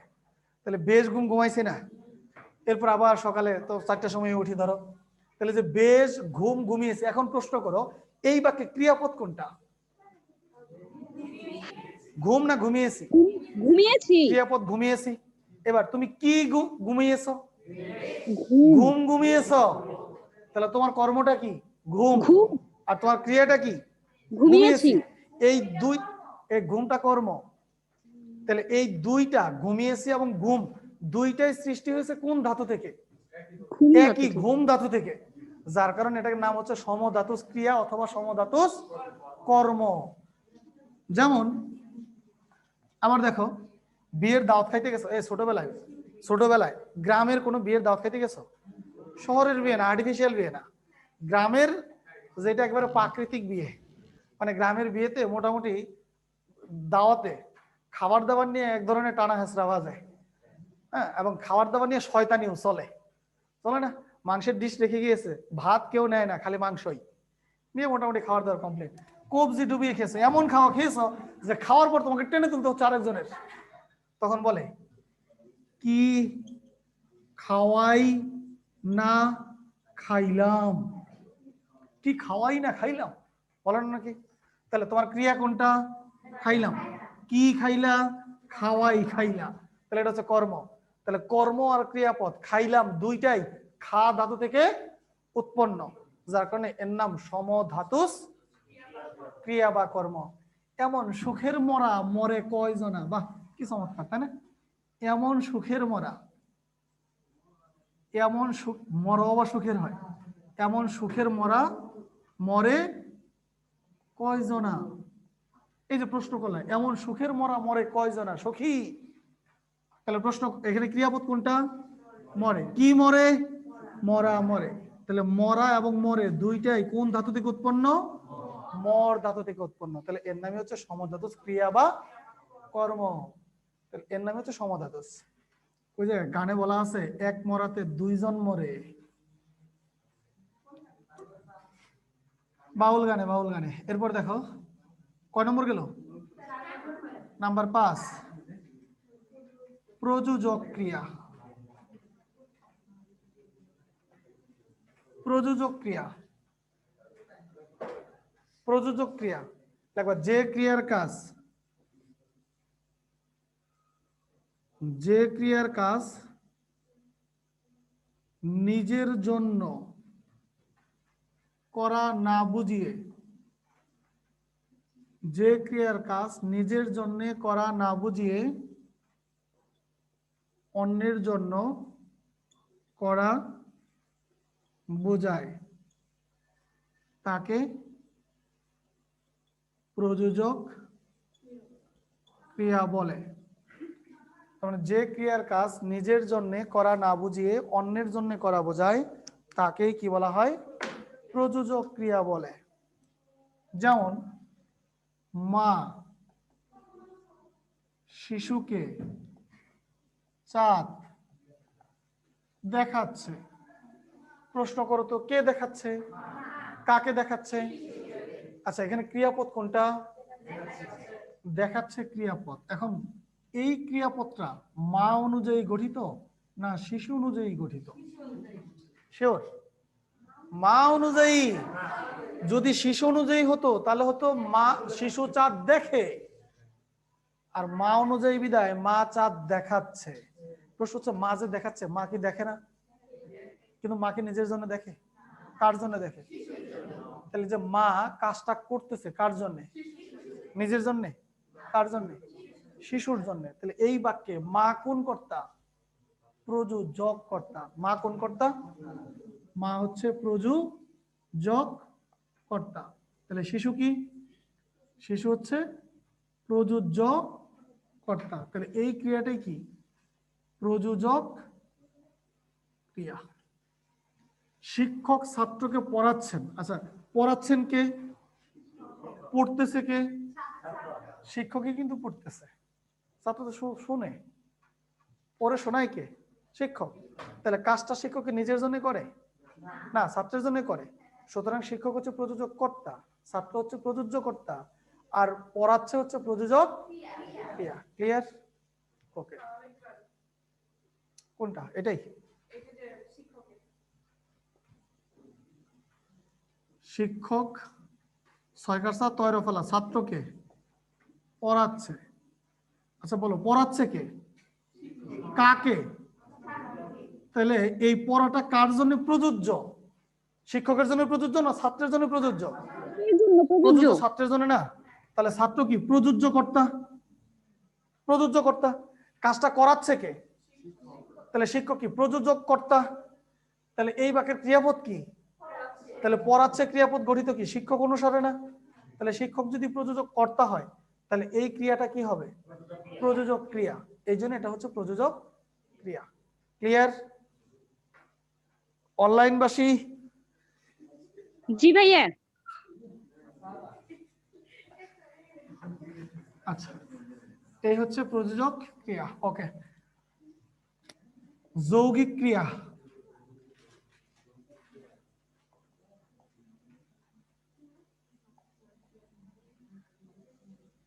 যৌগিক ক্রিয়া তোমাদের পরীক্ষা টরীক্ষা কবে হবে? কিছু খবর টবর আসে বাতাসে? পরীক্ষা কবে হবে? কিছু বাতাসে খবর টবর আসে? হ্যাঁ, বাতাস তো ফেসবুক। মার্চের দিকে, মার্চের দিকে হওয়ার কথা, আদৌ হবে কিনা এটা শিওর না। ফেসবুক কিছু বলে না? না, ফেসবুকে জিজ্ঞেস করবা, ভাই ফেসবুক পরীক্ষা কবে হবে কিছু বলো। অনেক কিছু বলবে, তাই না? হ্যাঁ, পরীক্ষা মেডিকেলের পরীক্ষা হবে দেখলাম, যদি লেখলো যদি সবকিছু স্বাভাবিক থাকে তাহলে মার্চের 5 তারিখে মেডিকেলের পরীক্ষা। মেডিকেলের পরীক্ষা যদি মার্চের 5 তারিখে হয় তাহলে তোমাদের এ ইউনিট, বি ইউনিট, ডি ইউনিটের পরীক্ষা তারপরে হিসাব করো, তাই না? আর তোমরা কোন ইউনিট, বি না ডি? B unit. হিসাব করে রাখো মার্চের দ্বিতীয় সপ্তাহ,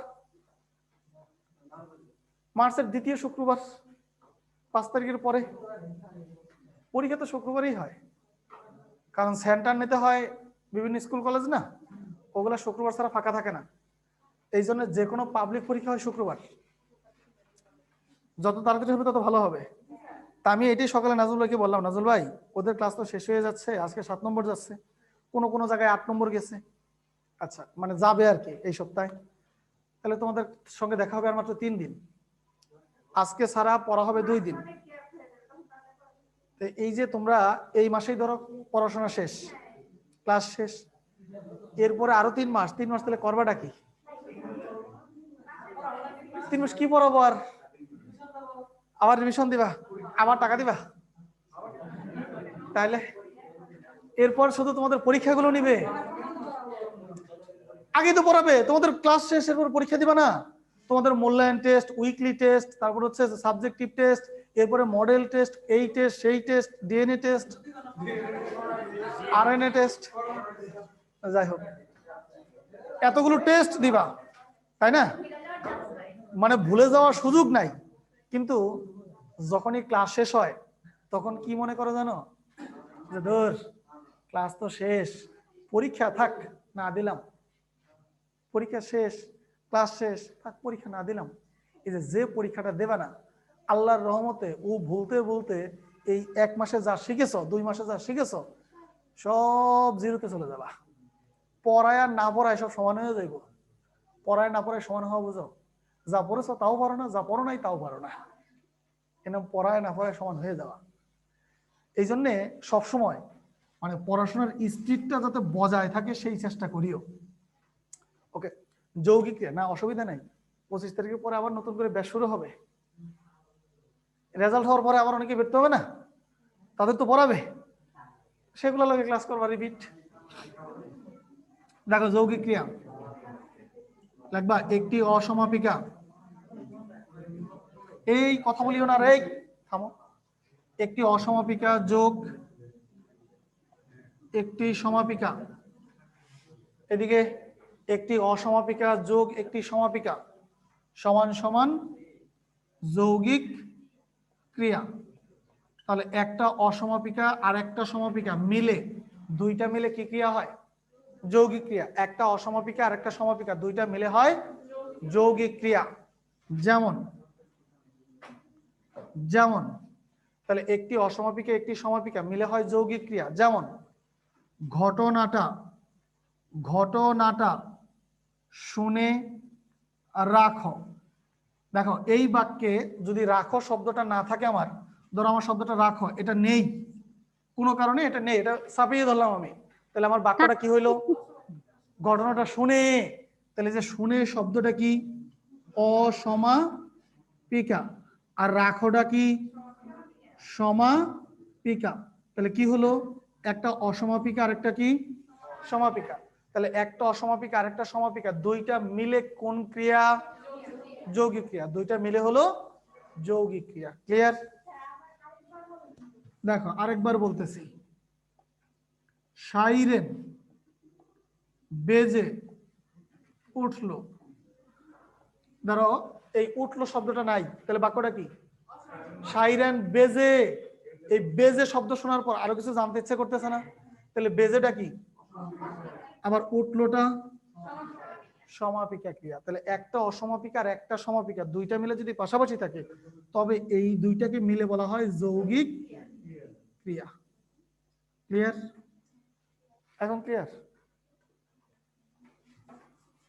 ধরো বলা হলো ছেলেটাকে, এই শোনো, ছেলেটাকে চোখে চোখে সরি দেখে রেখো, ছেলেটাকে দেখে রাখো। দেখে রাখো, কেন দেখে রাখো পরে সিদ্ধান্ত নিও, আগে দেখে রাখো, তাই না? এই যে আগে দেখলাম ছেলেটাকে দেখে, ছেলেটাকে দেখে, দেখে কি বলা হয়নি, ছেলেটাকে দেখে তোমার মনের ভিতর ঝড় সৃষ্টি হয়েছে কিনা সেটা বলা হয়নি, দেখে ঘৃণা করতে ইচ্ছে করছে কিনা, ভালোবাসতে ইচ্ছে করছে কিনা, পালাইয়া যাইতে ইচ্ছে করছে কিনা, কিছু বলা হয়েছে? থাপড়াইতে ইচ্ছা করে যে, হ্যাঁ, পালাইতে ইচ্ছে করে, থাপড়াইতে ইচ্ছা করে। আচ্ছা থাপড়াইতে ইচ্ছে করে, বুঝছি। তাহলে তোমার লোকে বোধহয় না, ও খুব কষ্টে আছে, বুঝছি তুমি খুব কষ্টে আছো।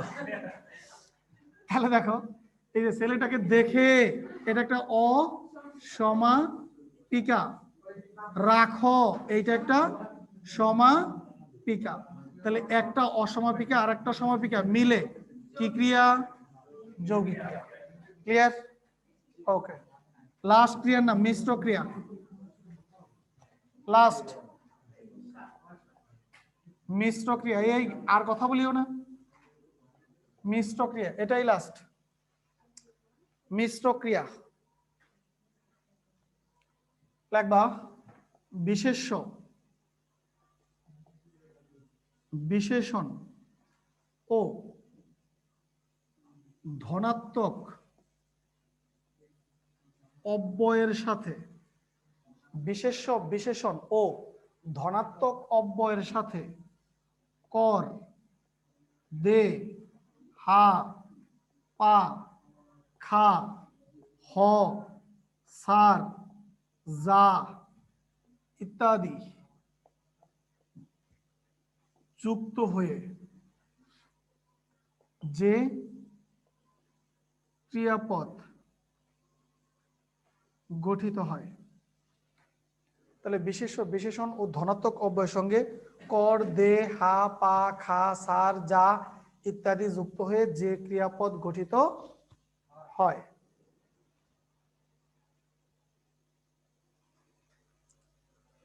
তাহলে এগুলোর নামে কি ক্রিয়া? মিশ্র ক্রিয়া। যেমন যেমন আমরা তাজমহল দর্শন করলাম, লেখো আমরা, আমরা তাজমহল, তাজমহল দর্শন করলাম। তাজমহল দেখছো? আমি দেখছি।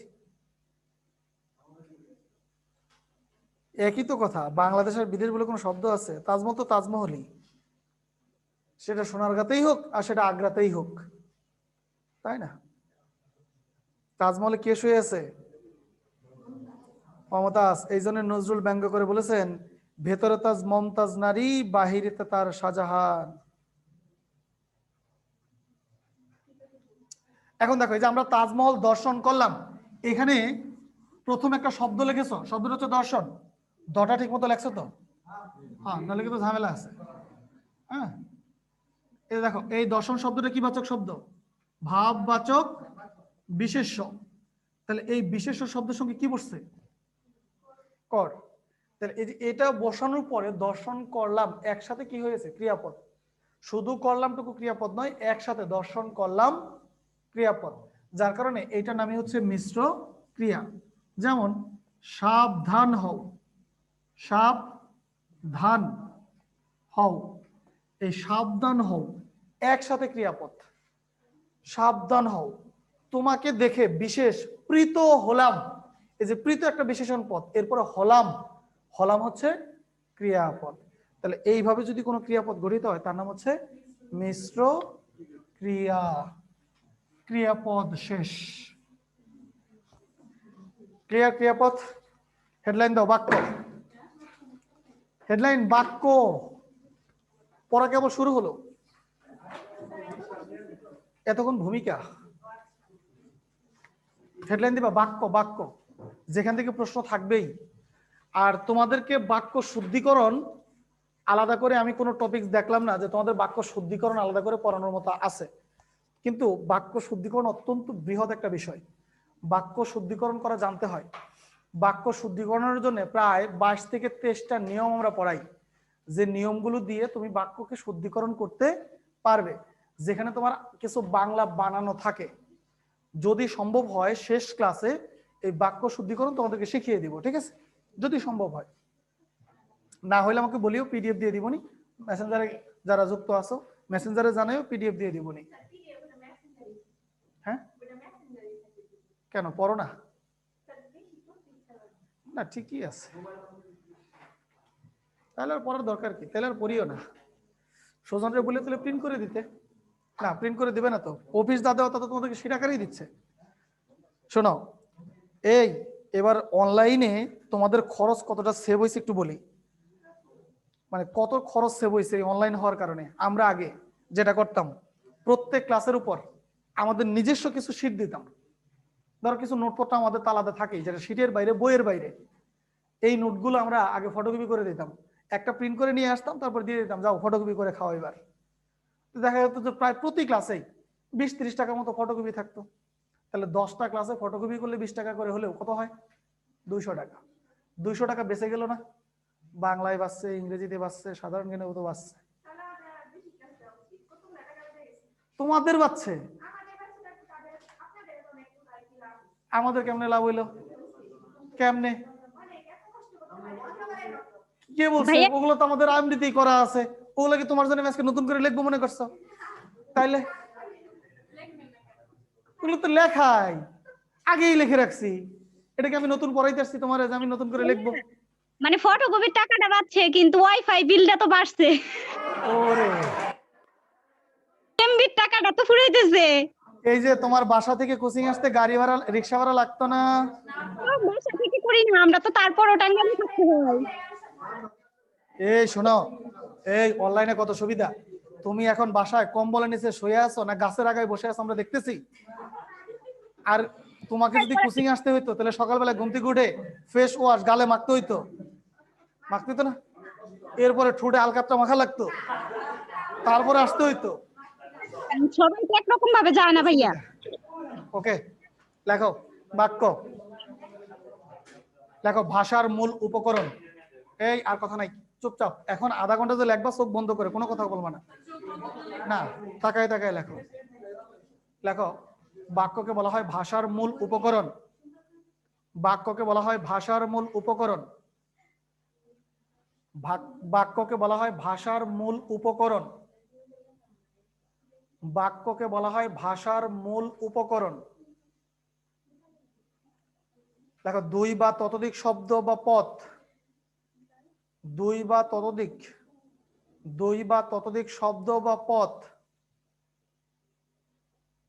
পাশাপাশি বসে অর্থ প্রকাশ করলে, দুই বা ততোধিক শব্দ বা পদ পাশাপাশি বসে অর্থ প্রকাশ করলে, দুই বা ততোধিক শব্দ বা পদ পাশাপাশি বসে অর্থ প্রকাশ করলে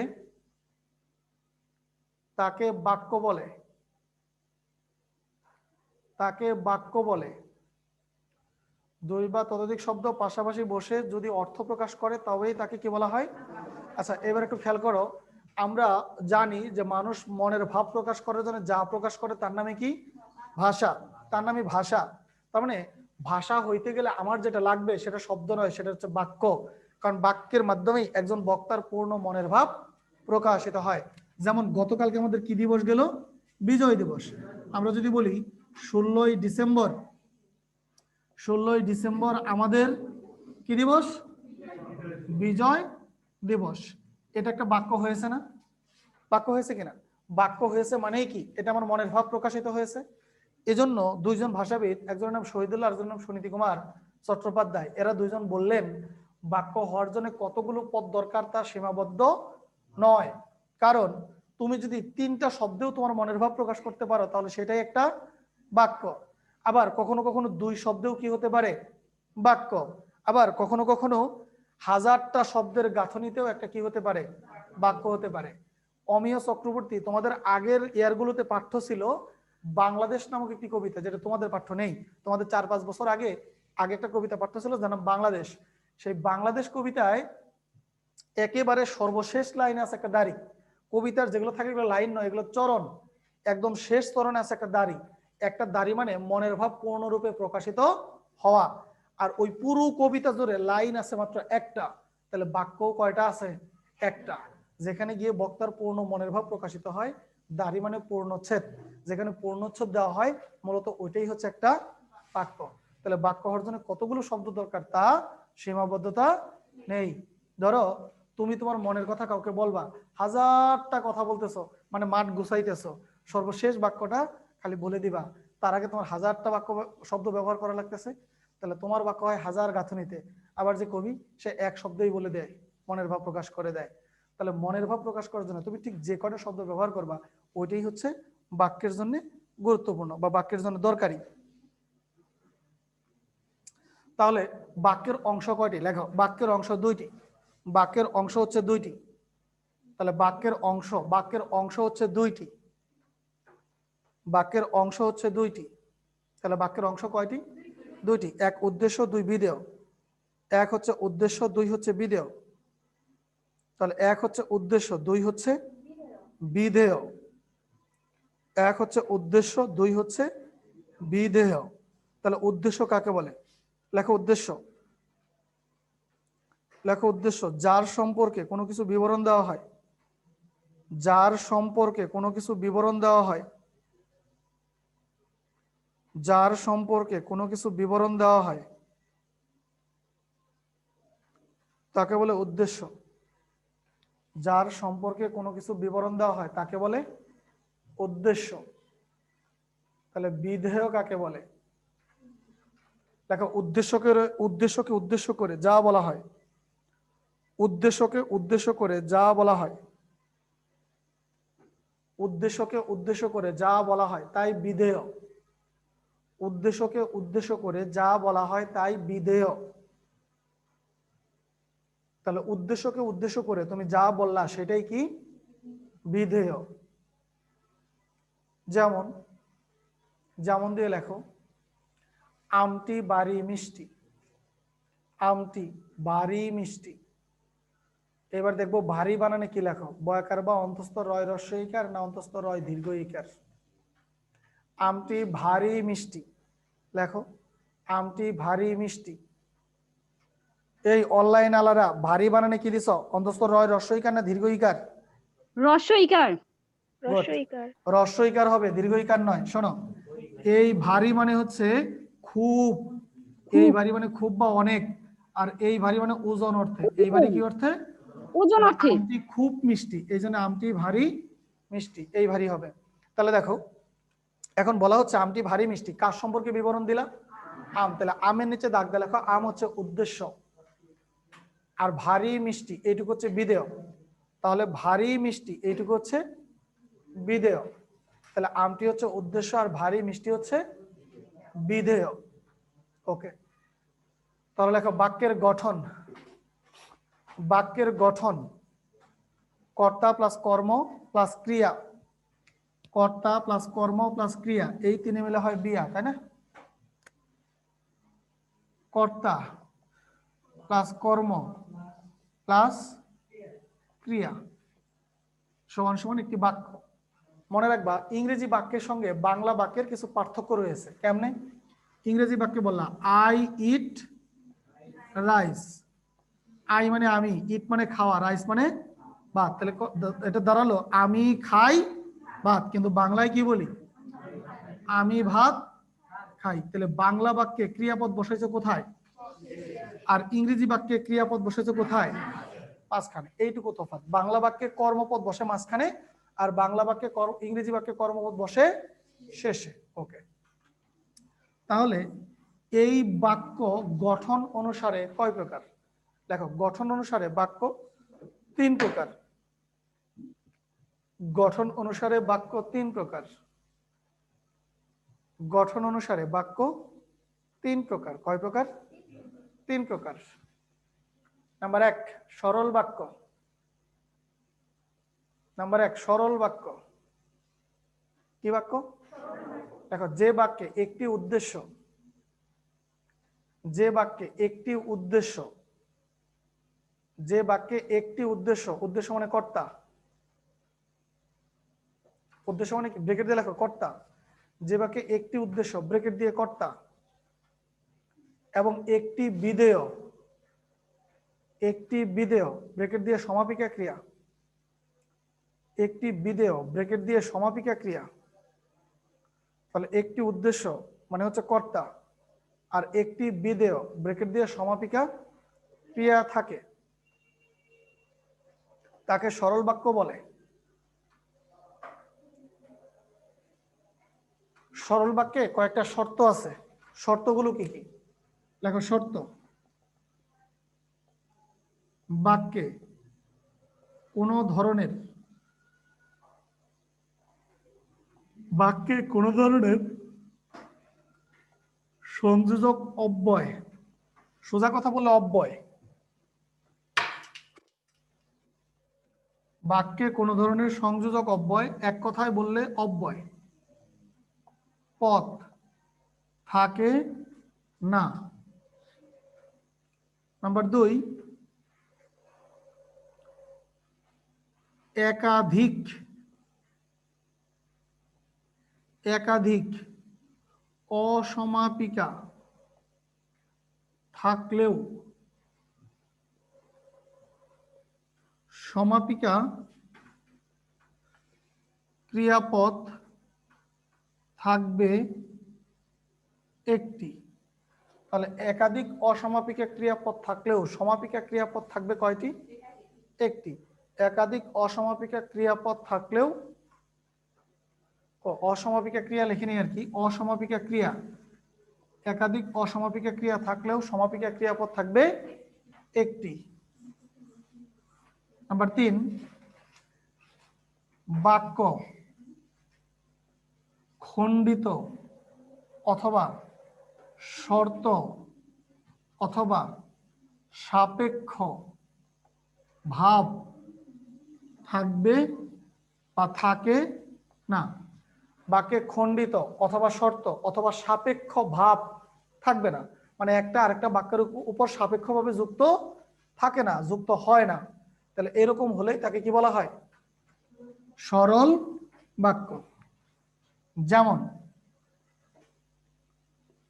মেধাবীরা, থাকে পর্যন্ত লিখছেন, না দেন। হ্যাঁ, সাপেক্ষ ভাব থাকে না, নাটা মুছে ফেলেছি। মেধাবীরা শিক্ষকের দেখানো পথে চলে। মেধাবীরা শিক্ষকের দেখানো পথে চলে। এখানে সমাপিকা ক্রিয়াপদ কোনটা বলতো? চলে। বাট এই যে দেখানো একটা, এটা অসমাপিকা ক্রিয়াপদ না? তাহলে অসমাপিকা ক্রিয়াপদ থাকতে পারে, কিন্তু সমাপিকা ক্রিয়াপদ কয়টা হবে? মাত্র একটা। এখানে কর্তা কারা? কর্তাকে অনলি মেধাবী, এ হচ্ছে কর্তা। কর্তাও কিন্তু একাধিক নেই, এটা হচ্ছে কর্মপদ। কার কথা শুনে? শিক্ষকের। তাহলে হচ্ছে কর্মপদ। আবার ভালো ছেলেরা, ভালো ছেলেরা কার কথা শুনে? মায়ের কথা। মায়ের কথা শুনে। মেয়েদের সম্পর্কে কিছু বলা হয়নি। ভালো ছেলেরা মায়ের কথা শুনে, কারণ মা বলে দিয়েছে বাবা বউ আনবো এমন দেখে যেটা দেখতে ভালো লাগে, মায়ের কথা শুনেছে, তাই না? তাহলে ভালো ছেলেরা কার কথা শুনে? সমাপিকা ক্রিয়াপদ কোনটা? শোনে। তাহলে এটাকে কি বলা হয়? সরল বাক্য। লোকটি, লোকটি ধনী হলেও, লোকটি ধনী হলেও কি কৃপণ। কার মতো? তোমাদের মতো, তাই তো? হ্যাঁ, তোমরা গরিব, তোমরা তো কৃপণ, তোমরা কৃপণ না? কি ভাবে না এই যে শীতকাল যাচ্ছে পিঠা চিরা খাওয়াইছো খাওয়ারে? আমি 2 দিন ভরেই তো খাই আসলাম, সেটা খাওয়াই আসলাম। ভাইয়া আপনি তো সবার বাসায় একজন যাইতে পারবেন না, আমরা সবাই মিলে আপনার বাসায় যাব। ওরে আল্লাহ, হবে সবার এই, বাসায় যাইতে একজন তোমার একজন করে। মাথায় এত বুদ্ধি কেন? বালিশ কোথায় দাও? মাথার নিচে না পায়ের নিচে? যেখানে প্রয়োজন। আর তোমার তো মাথায় হেভি বুদ্ধি। তাহলে লোকটা ধনী হলেও কি কৃপণ?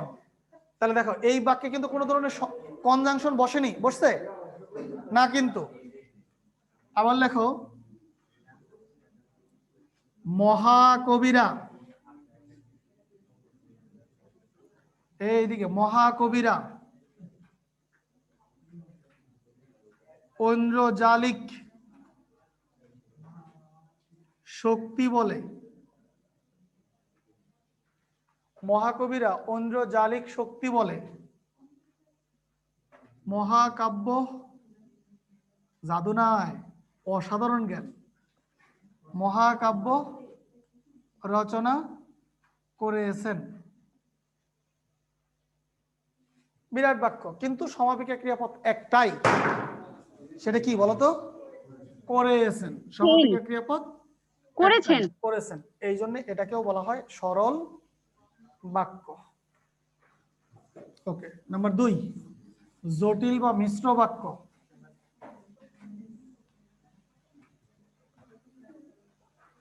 নাম্বার 2,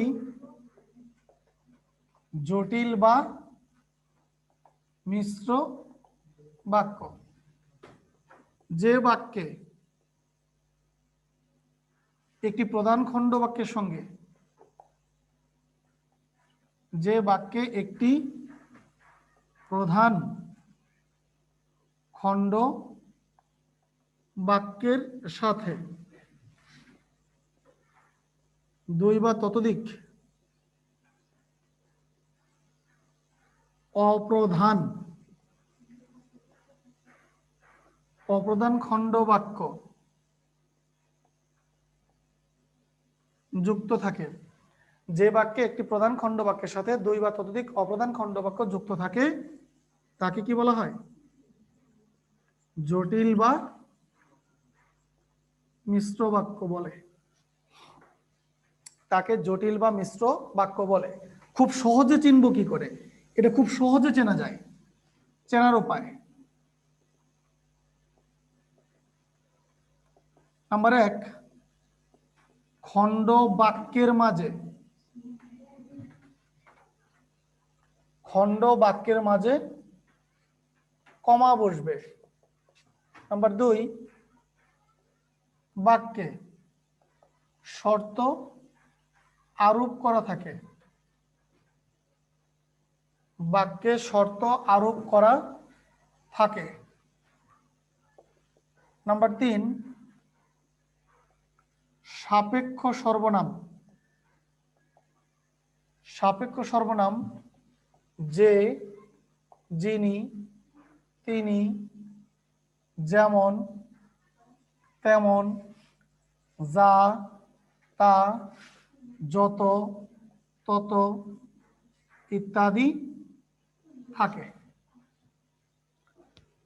এই সংজ্ঞাটা আরেকবার বলবেন প্লিজ, মুছা ফেলাইছেন।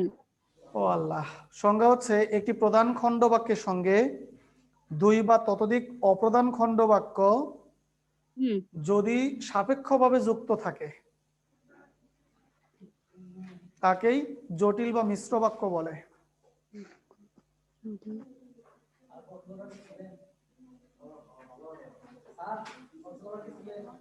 কক্সবাজার না, মাসের শেষে তোমাদের কোর্স শেষ হইলে, কারণ কোনো ব্রাঞ্চে ক্লাস মিস দিতে পারতেছি না। আজকে তোমাদের এটাই মিস দিতাম। সোমবারে যখন সুজনরে বললাম, সুজন বলে তোমাদের নাকি গত একটানা 2টা ক্লাস মিস গেছে, ইংলিশ গেছে, সাধারণ জ্ঞান নাকি গেছে। বলে যে আপনিও মিস দিলে তাহলে কেমনে, তাহলে তো এই সপ্তাহ পুরোটাই মিস, ইংলিশ গেছে। আচ্ছা, আমার বলতেছে সুজনে পরপর 2টা ক্লাস মিস গেছে, তাহলে তো সপ্তাহ কোনো ক্লাসই হইলো না। তো ভাবলাম তাহলে আর কি করার। কই তোমাদেরটা মিস দিতে পারলাম না। তোমাদের আগে শোনো, তোমাদের আগে নেত্রকোনাটা না করলাম, নেত্রকোনা যাবো না। নেত্রকোনা ফোন করে কান্নাকাটি করা শুরু করলো যে না স্যার এই সপ্তাহ আসেনি। কি করার পেলাম? ওই যে কই বিশ্বাস করা লাগলো। তাদের ওই দিন নতুন ব্যাচ একটা শুরু হয়েছে, না গেলে তাদের লস যায়। কি করার, ওই একই কথা। এরপর নবাবগঞ্জে গত মঙ্গলবার ক্লাস ছিল, যাই নাই। মঙ্গলবারে না গিয়ে ঢাকায় দোহার আর কি, না গিয়ে সোজা বাড়ি চলে আসছি, দূর যাব না। ওই যে নবাবগঞ্জ একটা মিস দিছি। এখন নবাবগঞ্জে মিস দিছি, আগামী রোববারে নেত্রকোনা যাচ্ছি না, নেত্রকোনা যাচ্ছি না। এখন নবাবগঞ্জ বলতেছে স্যার গত 2 মঙ্গলবারে আসেন নাই, তাহলে এবার টানা 2 দিন নবাবগঞ্জে নিতে হবে। তাহলে একটা মিস দিয়া লাভ কি হইলো আমার? এখন আবার সেই খামাখা ক্লাস নেওয়াই লাগতেছে, চাপ পড়ে গেছে। এই জন্য কক্সবাজার যাওয়া হলো না। ঈদের ইনশাল্লাহ তোমাদের ক্লাস শেষ দিয়েই রিল্যাক্সে চলে যাবো। হ্যাঁ, তাই চিন্তা করতেছি। লেখো যেমন যেমন যেমন এই যেমন তুমি এলে, তুমি এলে আমি যাব, তুমি এলে আমি যাব। দেখো এই যে তুমি এলে আমি যাব, বলো এই বাক্যে প্রধান খণ্ডবাক্য কোনটুকু? আমি যাব। মনে রাখবা, আমি যাব এইটুকু হচ্ছে প্রধান খণ্ডবাক্য, প্রধান খণ্ড বাক্য। আর তুমি এলে এইটুকু হচ্ছে অপ্রধান খণ্ডবাক্য। তাহলে এইটুকু সাপেক্ষভাবে যুক্ত আছে কার সাথে? আমি যাব এইটুকু সঙ্গে।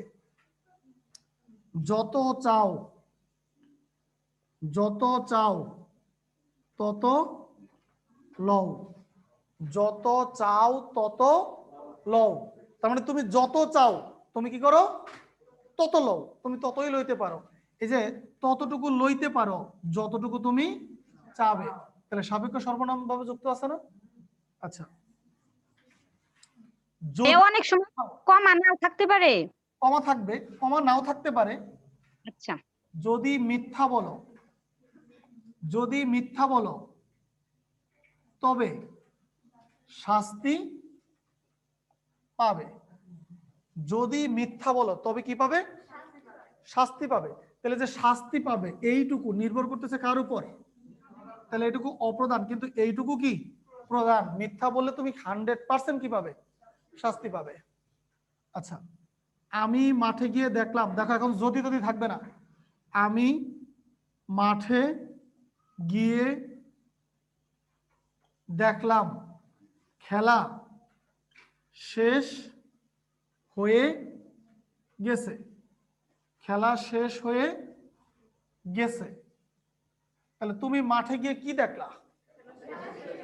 তাহলে খেলাটা যে শেষ হয়ে গেছে এটা দেখার জন্য কোথায় যেতে হয়েছে তোমাকে? মাঠে। তাহলে এটা শর্ত না? এটাও শর্ত, কিন্তু বুঝতে পারা যায় কম। লেখাপড়া করে যে গাড়ি চাপা খায় সে, লেখাপড়া করে যে গাড়ি ঘোড়ায় চড়ে সে। তাহলে কে গাড়ি ঘোড়ায় চড়ে? যে লেখাপড়া করে। তাহলে এইটুকু এইটুকুর উপর সাপেক্ষভাবে যুক্ত আছে না? এটাকেই বলা হয় কি বাক্য? জটিল বা মিশ্র বাক্য। যখন টাকার দরকার ছিল তখন পাইনি। তাহলে দেখো, যখন টাকার দরকার ছিল, এই লেখাবাদ দিয়ে কি করো? এই বাক্যগুলি তো দরকার। ও বুঝতেছ? ঠিক আছে, মাথায় তুলে নাও, সমস্যা নাই। তাহলে দেখো, যখন টাকার দরকার ছিল তখন, তাহলে আমি টাকা তখন পাইনি। কখন পাইনি? যখন টাকার দরকার ছিল।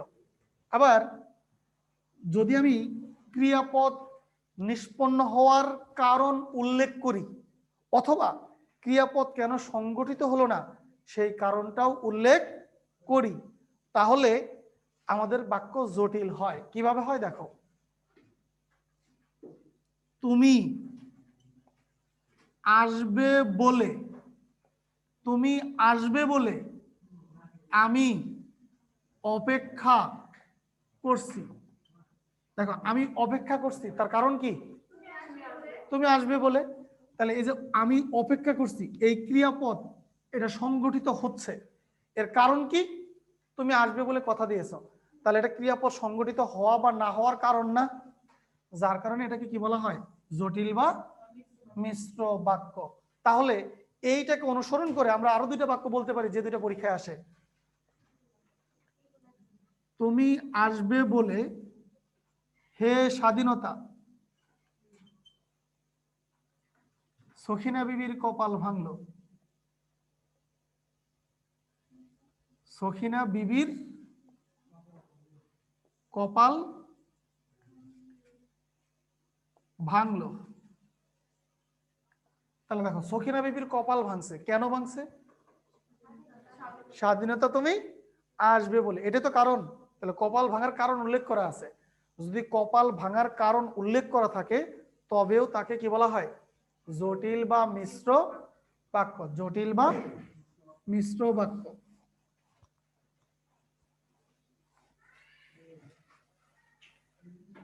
ওকে, লাস্ট নাম্বার 3,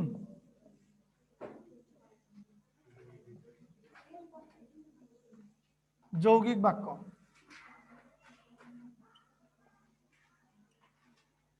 যে বাক্যে দুই বা ততোধিক সরল অথবা জটিল বাক্য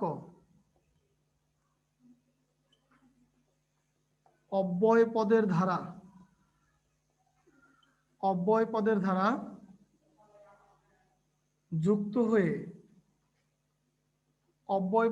যুক্ত হয়ে পূর্ণ অর্থ প্রকাশ করে। তাহলে যে বাক্যে দুই বা ততোধিক সরল অথবা জটিল বাক্য অব্যয় পদের দ্বারা যুক্ত হয়ে পূর্ণ অর্থ প্রকাশ করে, তাকে কি বলা হয়? তাকে যৌগিক বাক্য বলে। যেমন, যে মিথ্যা বলেছে সে মুক্তি পেয়েছে। যে মিথ্যা বলেছে সে মুক্তি পেয়েছে। কিসে হাসেন কেন? যে সত্য বলেছে হবে। ও, যে সত্য বলেছে না, যে মিথ্যা বলেছে সে মুক্তি পেয়েছে। একটু বলো তো, এই বাক্যটা কোন বাক্য? জটিল, সরল, মিশ্র, যৌগিক? এটা জটিল বা মিশ্র না? যে মিথ্যা বলেছে সে মুক্তি পেয়েছে, জটিল বা মিশ্র না?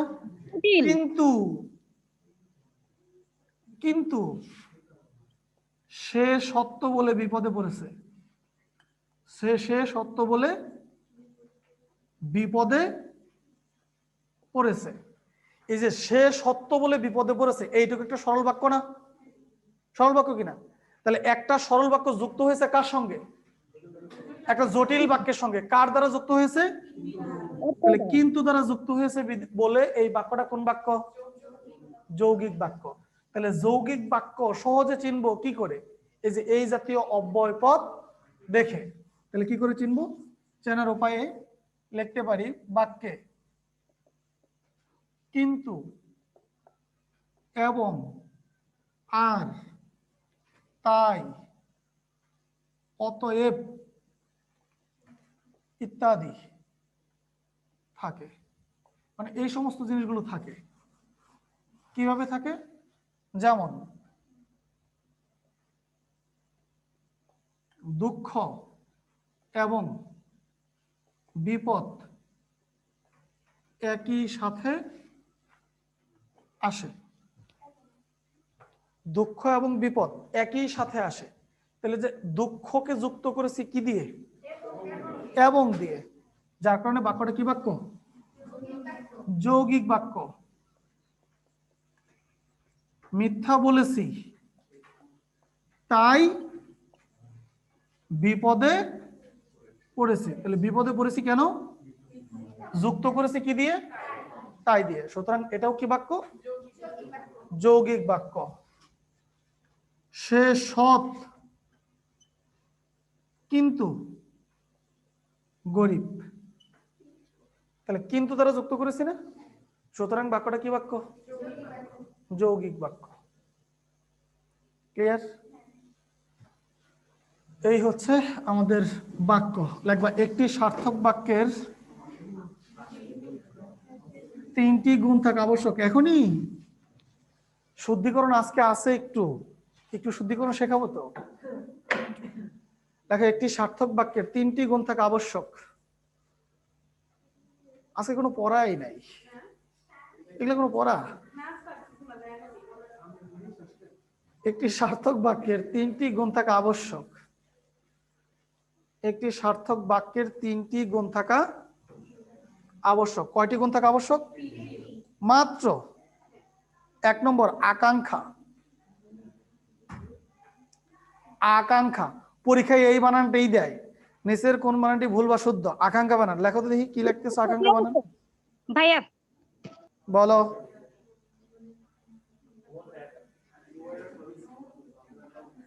আকাঙ্ক্ষা বানান কি? সরয় আকাঙ্ক্ষা, ওমো ক্ষীয় আকাঙ্ক্ষা। হইছে। গুড। তাহলে আকাঙ্ক্ষা কাকে বলে? লেখো। বাক্যে একটি পদ শোনার পর, বাক্যে একটি পদ শোনার পর, বাক্যে একটি পদ শোনার পর আরেকটি পদ শোনার ইচ্ছাকে, বাক্যে একটি পদ শোনার পর আরেকটি পদ শোনার ইচ্ছাকে আকাঙ্ক্ষা বলে। বাক্যে একটি পদ শোনার পর আরেকটি পদ শোনার ইচ্ছাকে আকাঙ্ক্ষা বলে। তাহলে বাক্যে একটি পদ শোনার পর আরেকটি পদ শোনার ইচ্ছাকে কি বলা হয়? আকাঙ্ক্ষা বলে। যেমন যেমন সূর্য উঠলে, সূর্য উঠলে, সূর্য উঠলে কি হবে তা তুমি আর বলনি। তুমি গাইলে, তুমি গাইলে কি হবে তার বলনি। বৃষ্টি হলে, বৃষ্টি হলে কি হবে তার বলনি। তাহলে আরো কিছু শুনতে ইচ্ছে করেছে না? তাহলে এই শুনতে ইচ্ছে করার নামই কি? আকাঙ্ক্ষা। আকাঙ্ক্ষা। তাহলে বাক্যে যদি আকাঙ্ক্ষা ভাব পূর্ণ না হয় তাহলে বাক্য কখনো সার্থক হতে পারবে না। নাম্বার 2 আসক্তি। আসক্তি না কিন্তু, আসক্তি। আসক্তি। লেখো সুশৃঙ্খল পদ বিন্যাসকে আসক্তি বলে। সুশৃঙ্খল পদ বিন্যাসকে আসক্তি বলে। সুশৃঙ্খল পদ বিন্যাসকে আসক্তি বলে। সুশৃঙ্খল পদ বিন্যাস মানে পদের বিন্যাস করতে হবে কিভাবে? সুশৃঙ্খল ভাবে। ছোটবেলায় এলোমেলো শব্দ দিয়ে বাক্য গঠন করা পড়েছে হয়তোবা, সেটাই হচ্ছে আসক্তি। যেমন আমি ছাড়লো গাড়ি আগে, আমি ছাড়লো গাড়ি আগে স্টেশনে, আমি ছাড়লো গাড়ি আগে পৌঁছাবার স্টেশনে। এই বাক্য হওয়ার জন্য যতগুলো পদ দরকার প্রত্যেকটি পদ এখানে আছে, কিন্তু আসক্তি নাই। আমি আছে, ছাড়লো আছে, গাড়ি আছে আগে, কিন্তু খালি এলোমেলো ভাবে বসানো, সুশৃঙ্খল ভাবে নাই, অর্থ অনুসারে পাশাপাশি নেই। যদি অর্থ অনুসারে পাশাপাশি বসতো তাহলে বাক্য তার আসক্তি গুণ পূর্ণ করত। আর যদি বাক্য তার আসক্তি গুণ হারায় তাহলে বাক্যের অপপ্রয়োগ হয়, এই বাক্য সার্থক নয়। নাম্বার 3 যোগ্যতা।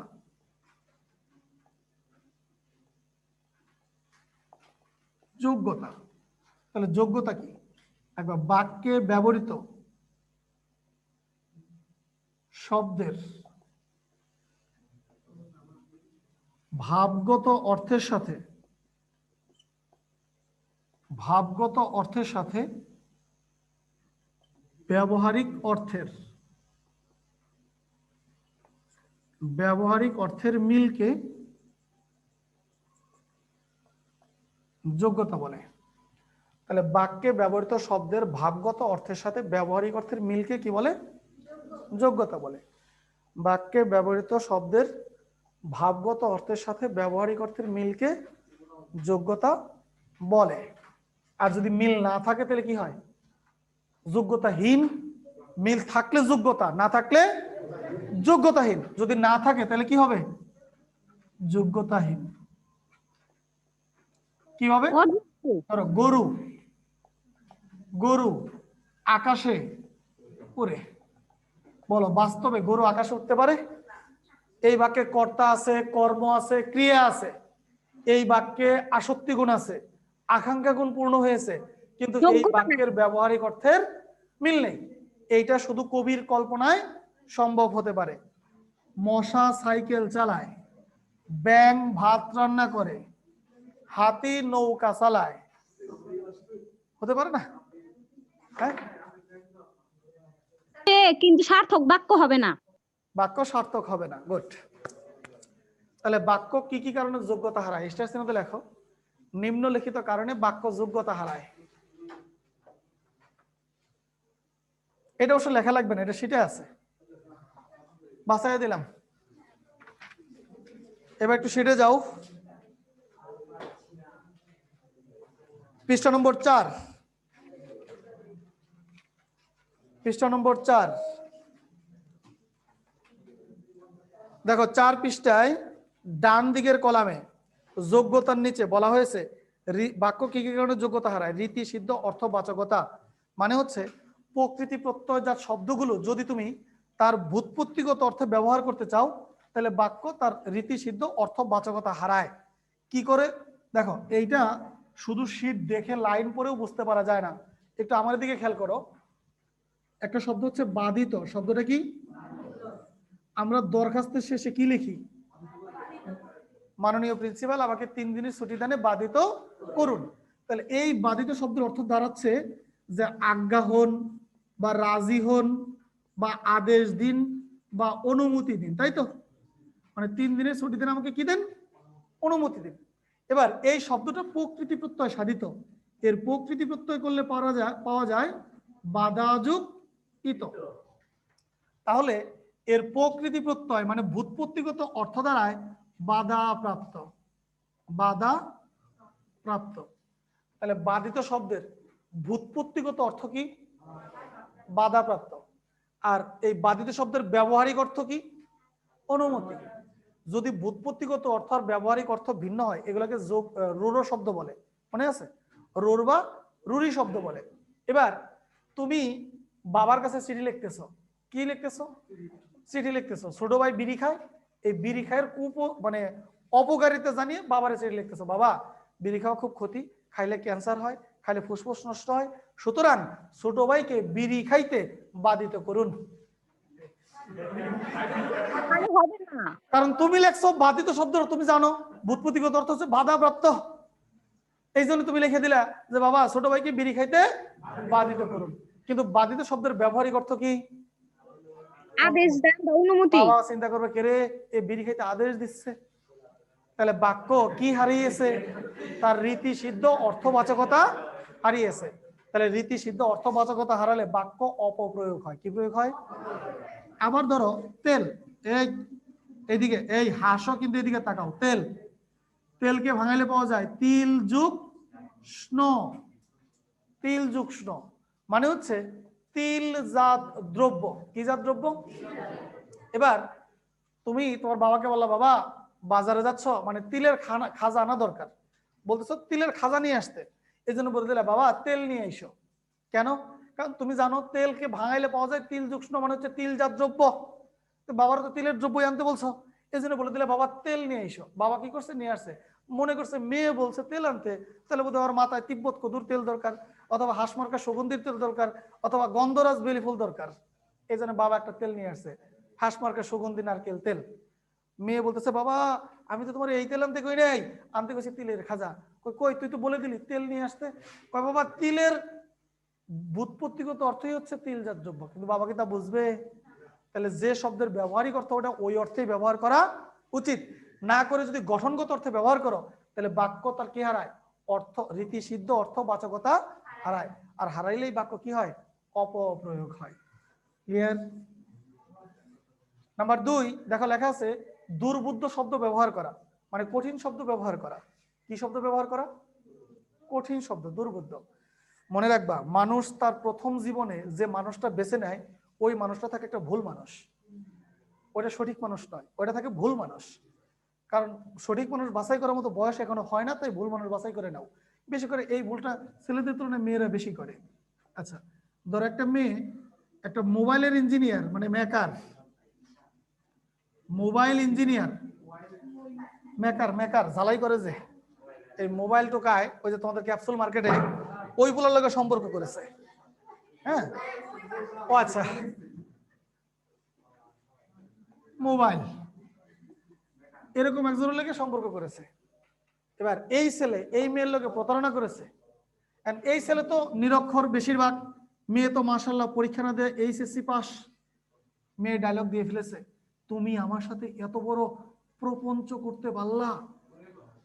বুঝতেই পারবে না।